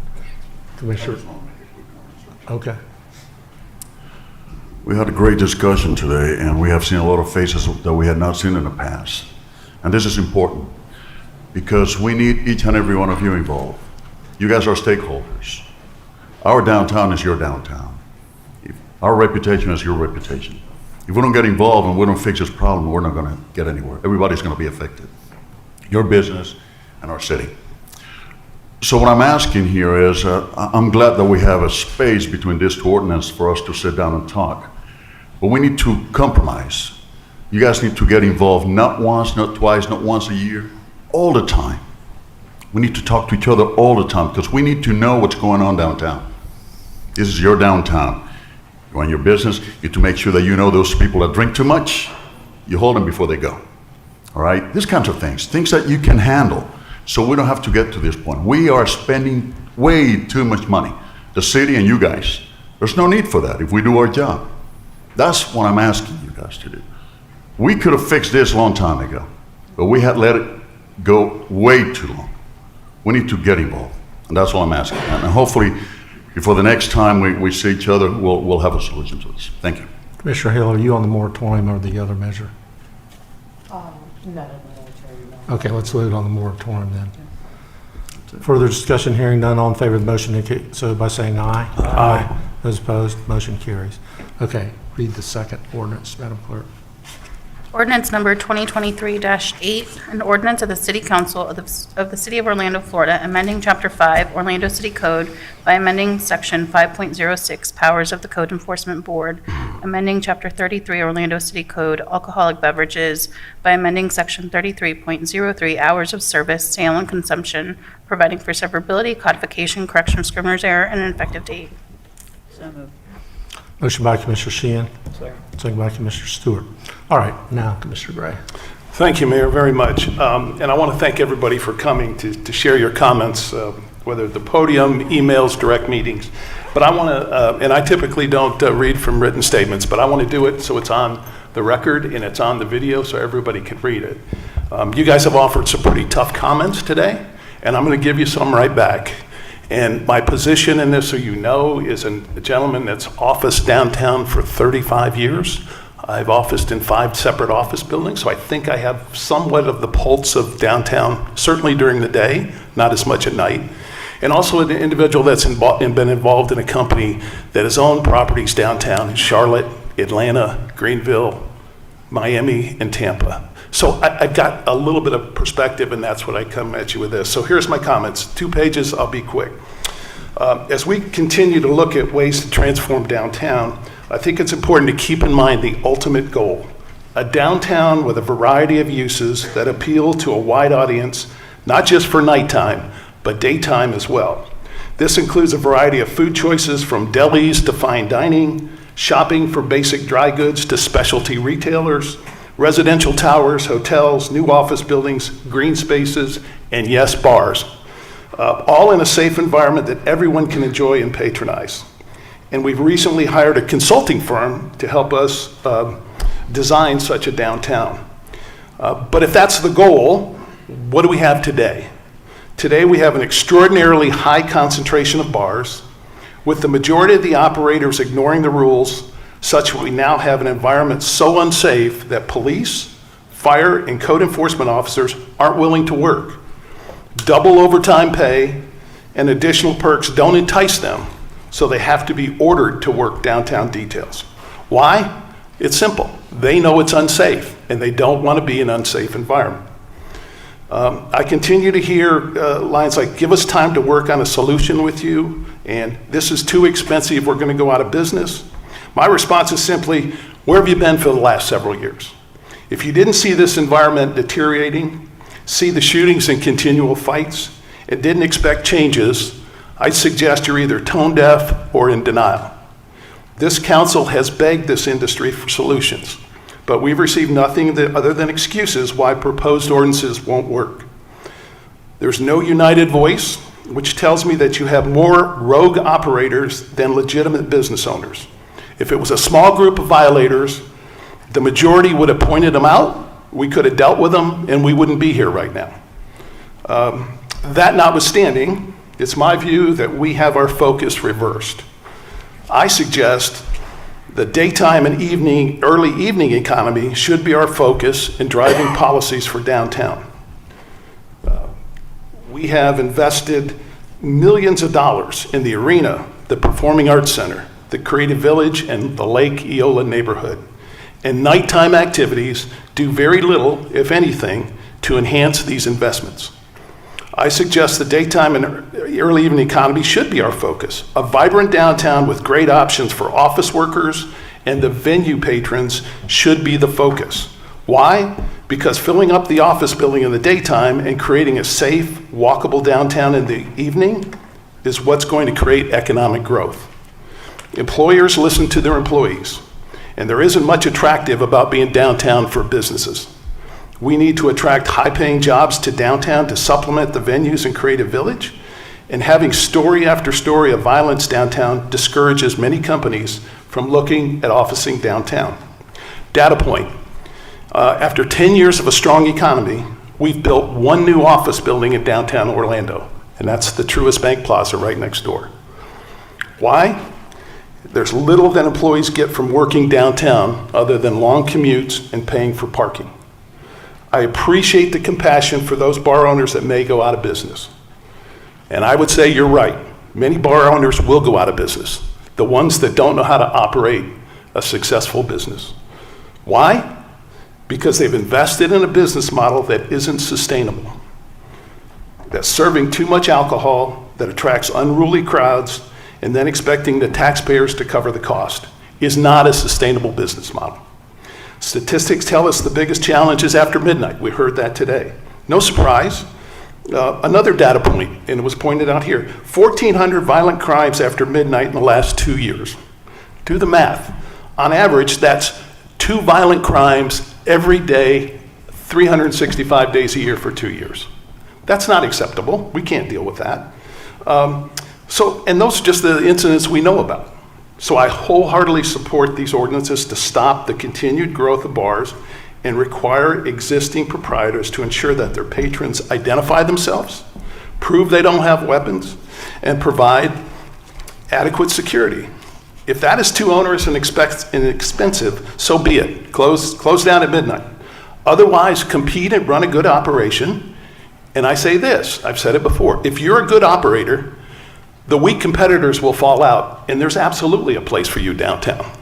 But there's not room for 100 bars. And so, my big concern with these ordinances, I've said it before, is the staffing of code enforcement. If you don't uniformly enforce these rules, people take advantage. Staff has promised me that we're going to get the resources we need, so we'll keep an eye on that. But we need to keep, in my opinion, we need to keep raising the bar and focus on improving both daytime and nighttime options. And I think we all will benefit from that. So thank you for listening to my comments on that. Thank you, Mayor. Thank you, Commissioner Gray. Commissioner Hill and Commissioner Sheehan.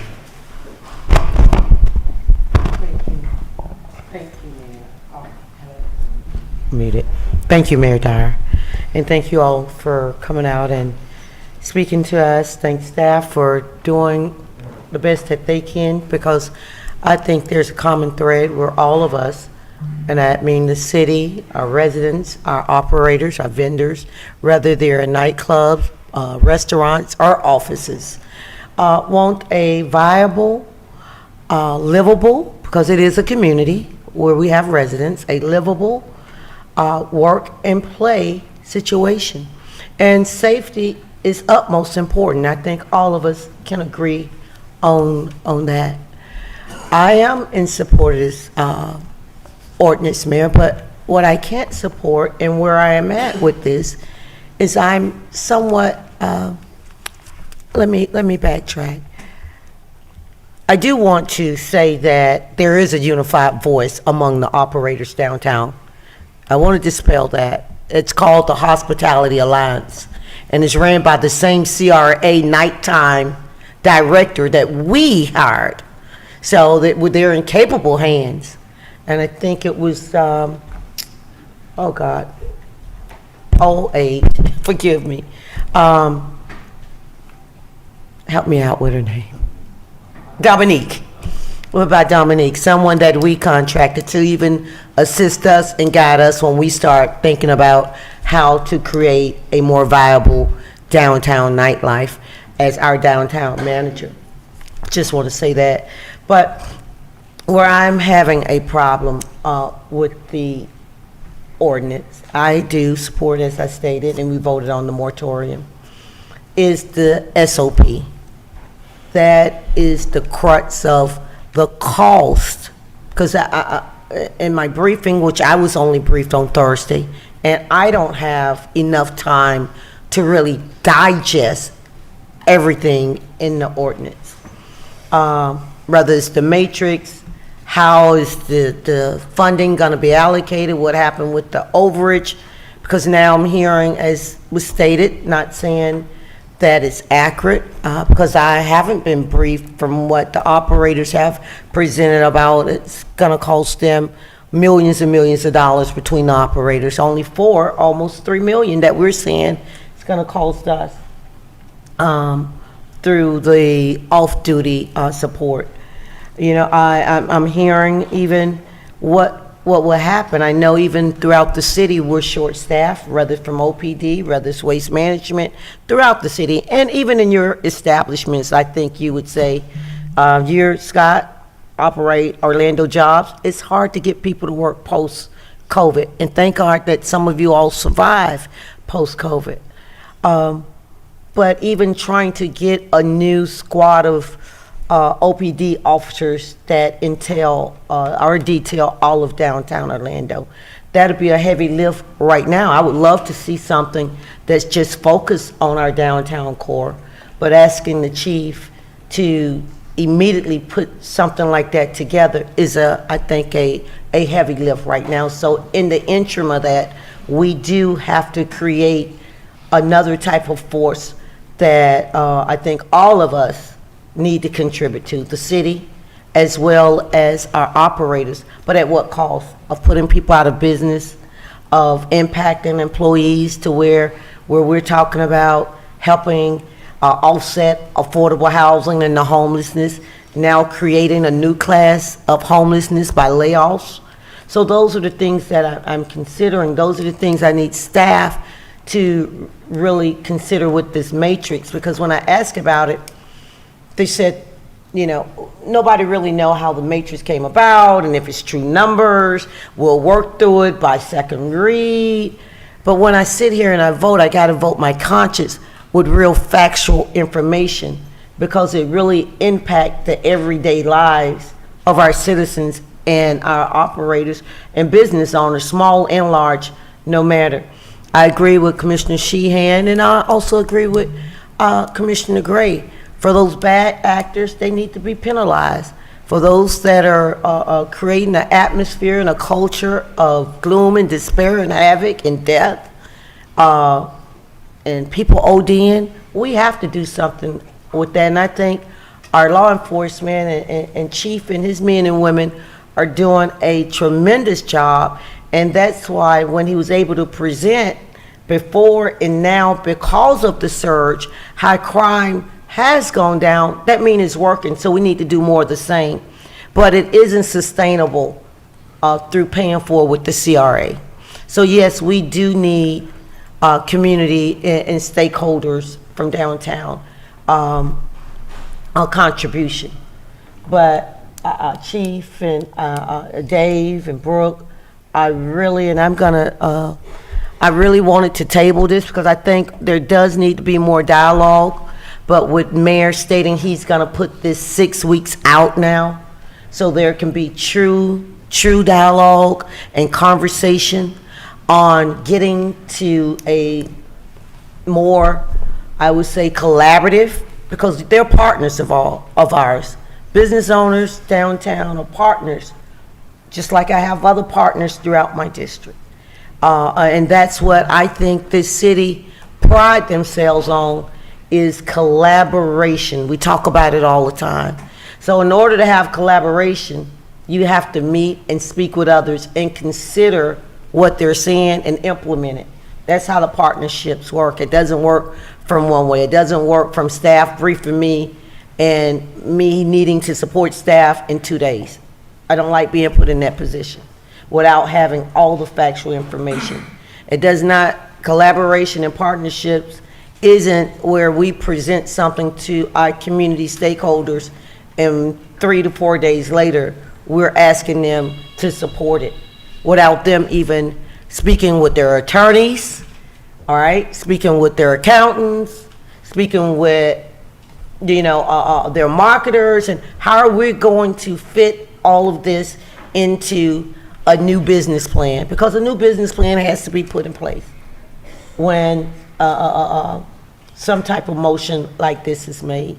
So I look forward to staff working with the stakeholders expeditiously. I look forward to staff working with commissioners, because we have input also. We work for the people, and we need to be able to have our fingerprints and input on how to move forward if you're asking for our votes, right? Not just digesting what we've been told. I do want to be able, because I have a true problem, and I'm not saying it's factual, but I don't think people will come up to the dais, professionals, and say that they've been told by staff, we have undesirables. For me as a black female, I feel some kind of way. Because when I go downtown, I see, yes, I do see a change of downtown. And it's young folk, majority in the evening, and black and brown people, meaning Latino and African American, or Caribbean American, or what have you. So is those the undesirables we speak of? I know we're talking about crime, but when I look at the faces of the change of downtown, it's kind of what I see. So I'm feeling kind of weird right now about that tone. And we have been working on this for a while, and we have been talking about incentive packages to bring restaurants and family type of businesses in the downtown core. But I keep seeing more ordinances regarding, I won't say penalizing, but stipulation after stipulation on nightclubs.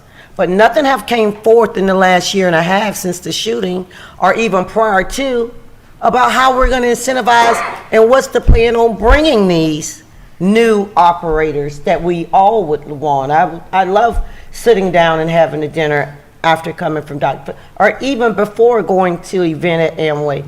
So what are we, I would say DTO and CRA, bringing forward after some folks, and I agree, are going to have to go out of business, and I hate that, but it's going to happen. So what are we going to replace that? I do not want to go back to the days of a sleepy downtown. First of all, it might be a little selfish because there is a CRA that is really one of the largest CRAs in the state of Florida and the nation, that has created a Dr. Phillips, that has created and incentivized a creative village, that has created and helped revitalize the new growth of Paramore.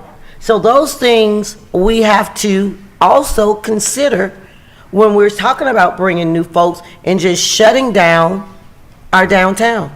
So I just want to be sensitive, thoughtful to law enforcement and what type of impact we're causing on our men and women when they come downtown. They do have families also, and they want to get back home safe. And even at $100, it's not worth their lives, right? Hour. It's not worth it. It's not worth their mental health and them being able to still be a productive citizen when they get home to their wives and daughters and husbands and mothers and fathers. So I do want that equilibrium, want all of us to be responsible and considerate to each other. I do need the dialogue to continue to take place.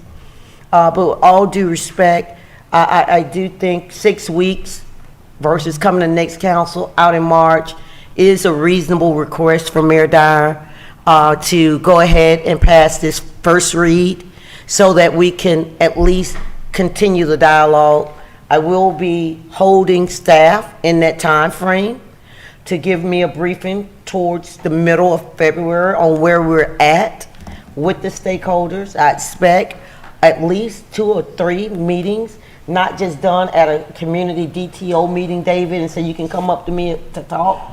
I find that not really the crux of what we're trying to get to, because those are just everyday citizens and business owners walking up and say, hey, can I meet you right here and talk for 3 minutes? This is too important just for a walk-up meeting. This needs to be a meeting that's held with the stakeholders of our downtown nightlife and restaurants. And it needs to be true dialogue, not saying this is what we want to do, but coming back, and especially with that SOP. I think that is, because I think they agree to all of the other situations to a degree, and doing most of it. But that SOP and the buy-in that they have to pay, I think is going to be transformational. So with that, Mayor, I'm going to, I had earlier asked, could we table this? But I am going to support us moving it forward for first read with the expectations that I laid out, sir. Okay, thank you, Commissioner. Commissioner Sheehan? Thank you, Mayor, and I'm going to vote on it today with hopes that we can address some of these issues, but I would also like to give some of my own observations in being downtown over many, many years. And the officers hate to work downtown. I agree with Commissioner Gray. We have to pay them $90 an hour because they're getting spat on, they're getting all kinds of poor treatment by people who are predominantly really intoxicated, and they don't always act the best when they're intoxicated. So that's why it costs so much to pay them. So I don't know if we could maybe not overserve quite as many people. I don't know what the answer is, but we have to pay off duty because the officers don't want to work it if they're going to get treated the way that they've been treated. We understand that some of the businesses don't create the problems and some of the business do, so we need to know who the bad actors are, and if you don't want us to penalize everyone, you're going to have to help us out with some self-policing, come up with some own standards, some own self-imposed policies that will help address some of these issues. We can't pretend it doesn't exist. It does exist. I used to work a night shift, and I came downtown afterwards, so not everybody who comes downtown is a bad person after midnight. I mean, I used to come downtown after midnight when I was younger, not as much anymore. We do need the nighttime economy. It is part of a thriving downtown, but it needs to be safe, and you are alienating some of your patrons with some of this behavior. So I think it's good business to welcome everyone, and not just the crazy party kids. We call it beer. I've joked and said it's beer and barf downtown. We need to have something a little bit more than that. Okay. Not like Commissioner Gray. I'm a businesswoman, but I'm not as big shot as Commissioner Gray. I run a small art business, and I do a lot of events at City Arts. I'm actually considering pulling out because I don't feel safe walking back to my car here, and I don't like to go, it's only like 4 blocks. I love to walk. And I'm not out at 2 a.m. I don't feel safe coming from City Arts, which was a wonderfully generous donation from Ford Keeney, my good friend, and a wonderful facility. I don't feel comfortable walking back from that facility in my car when I go to events there at night. I'm a city commissioner. That's unacceptable. We all need to be part of helping out with that. Because if I'm a small business owner, an artist, and I don't feel comfortable coming downtown, that's a big deal. You need to hear from the people who have concerns, like Commissioner Gray and I. My friends are actually changing their Dr. Phillips tickets to matinees because they don't want to come downtown at night. That's a problem. So not only they're not coming to your establishments, they're also not coming to those restaurants downtown. I agree that we need to work on what's happening outside. I agree with that 100%. What's happening on the sidewalks, what's happening to the people who aren't going to the bars. But we need your help.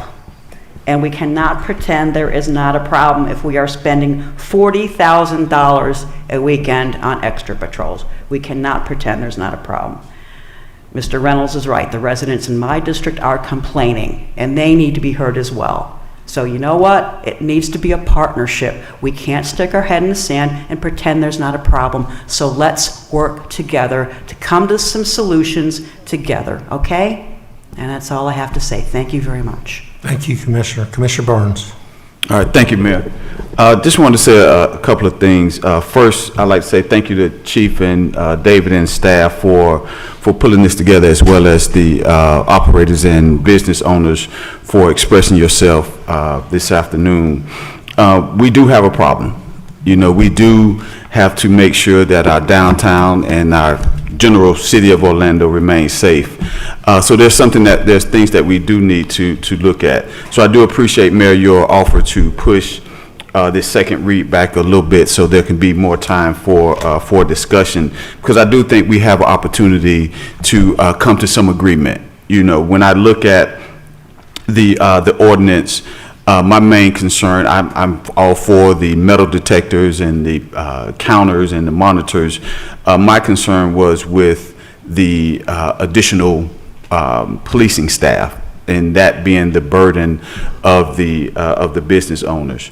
I do think at some point, I know not within this next 6 weeks, but Mayor, I think it may be time for us to start looking at what does a dedicated unit for the nighttime economy look like. Is that even feasible, and something that would bring some additional attention, resources, and maybe some expertise to the individuals who are downtown? I continue to hear about this RHI study. I personally have not seen the study, but it's my understanding that we commissioned this study a few years ago, and as I understand, it's just sitting on the shelf. I think we need to pull that study out, look at it, see what were some of the recommendations, see if those recommendations are still appropriate for the time that we find ourselves in now. But I'm going to vote to move this ordinance forward. But again, within these next 6 weeks, I think the dialogue needs to happen, the discussion needs to happen, because I have to be honest, when I received my briefing on Thursday, it was somewhat overwhelming. Because one, there's a lot of details that were not clear. There's a lot of unknowns. And so when I'm voting on something, I want to be clear that I have a reasonable understanding of the consequences, the intended as well as the unintended consequences. So I would just ask staff to, I guess, work with me. I'm not sure how the other commissioners feel, but work with us a little more to provide more details. I appreciate some of the details, David, that you shared today. But again, I think we just need to be more clear, because it's all of our downtown.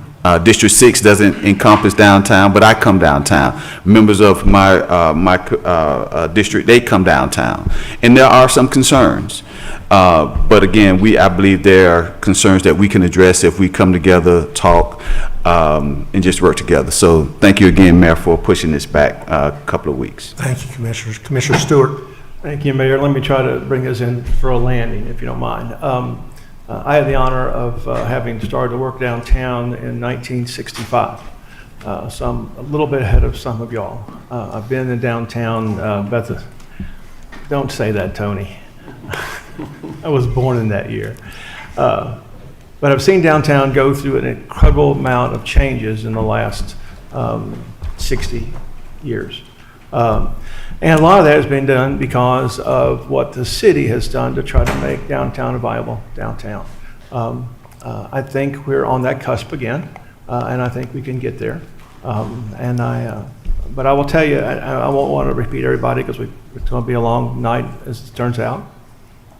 But Jim is on the right path, I believe, because one of the things that I will tell you is that, with the exception of one person, no one has spoken up and said, here's what I think we should do.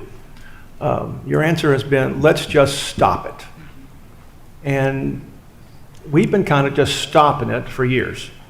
And I will tell you, I can't speak for this Diaz, but I can speak for me. I'm kind of tired of it. I'm kind of tired of hearing businesses not coming downtown. I'm kind of tired of us not have restaurants because they don't feel safe. I'm kind of tired of hearing all those other issues. There's a lot of issues we have to address. This is one of them. We need good, strong partnerships and good, strong understanding to move forward on it.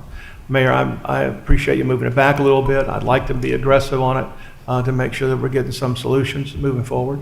But I think the idea is that if you want to be cooperative and you want to help, then here's the crazy idea. Come up with some ideas. If you don't come up with ideas, then we're going to make it just on what we got, on the data that we have. So help us out. It's okay. It's okay. But at the same time, understand that we're not all going to get what we want. And that's what's going to make good legislation. Okay? So, all right, thank you. With that, Mayor, I'd like to move the question if we can. Commissioner Hill, do you have one last thing? Yes, I do have one last thing, Mayor. It's the fact that even Christmas holidays, came to a function at a downtown nightclub, and it lasted to after 10. I've came downtown for brunches, been downtown after hours at night, and I felt safe. Not saying we don't have things going on downtown, but I don't want to act and perpetrate as if our downtown is the OK Corral and it is Dodge City. There are great establishments downtown.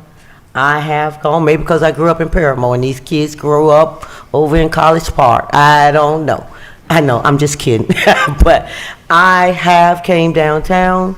I appreciate those vendors and operators that do business very well and make you feel safe when you come into your establishments. Is there more work to be done? Yes, but I don't want us walking away saying that our downtown isn't somewhere that people can come and stay away.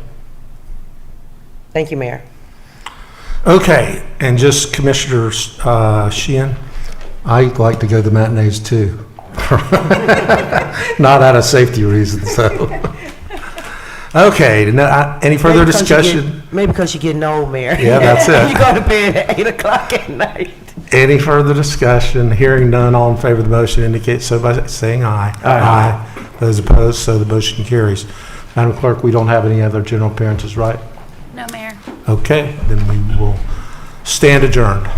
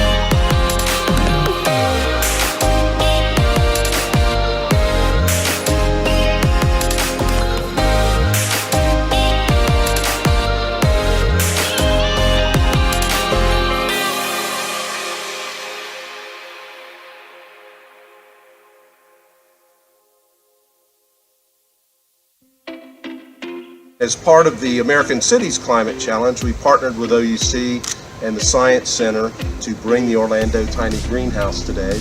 Visitors have an opportunity to engage in a lot of cool interactive features that will be guiding them on how to save money and reduce their environmental impact. Even though this technology has evolved, not everybody can afford EV or solar right now, so there's a lot of other great highlights of low-cost and no-cost opportunities to save residents money that you'll learn about when you visit the home. And the greenhouse is on wheels, so we're going to be able to take it around the community and have people enjoy it and learn from it in various different areas of our community.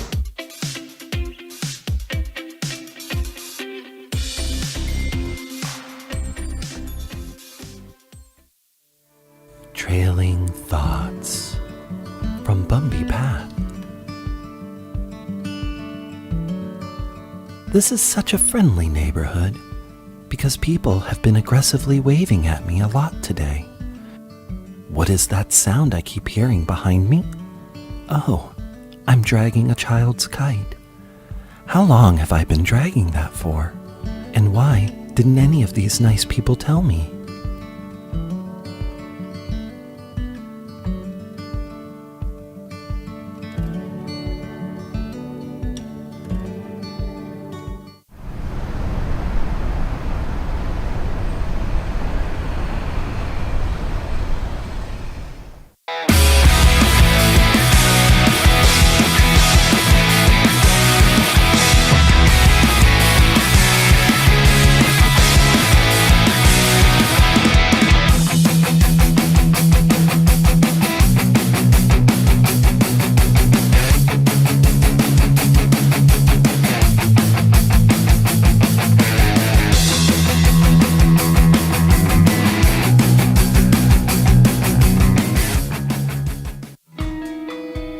This song hits home for me.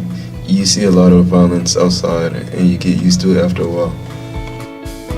For the past 4 weeks, we have been teaching the kids about telling their own story. You know, they listen to music all the time and they don't recognize that a lot of these artists and stuff like that they're really just telling their own story through lyrical pieces. Our goal each and every day is to get every single young king to tap into his ability and his voice, to constantly allow them to, feel more comfortable even in those spaces that might not be as safe, but to be brave and to speak up for those things that they know they need to vocalize. So I really want them to find their internal value, find things that they're passionate about through this program. And that's what MBK is all about, is we come together and we're trying to just help coach them along through their processes to make sure that partnerships like this and others, that they'll be safe enough to be able to say, oh, I can do something that I've never done before.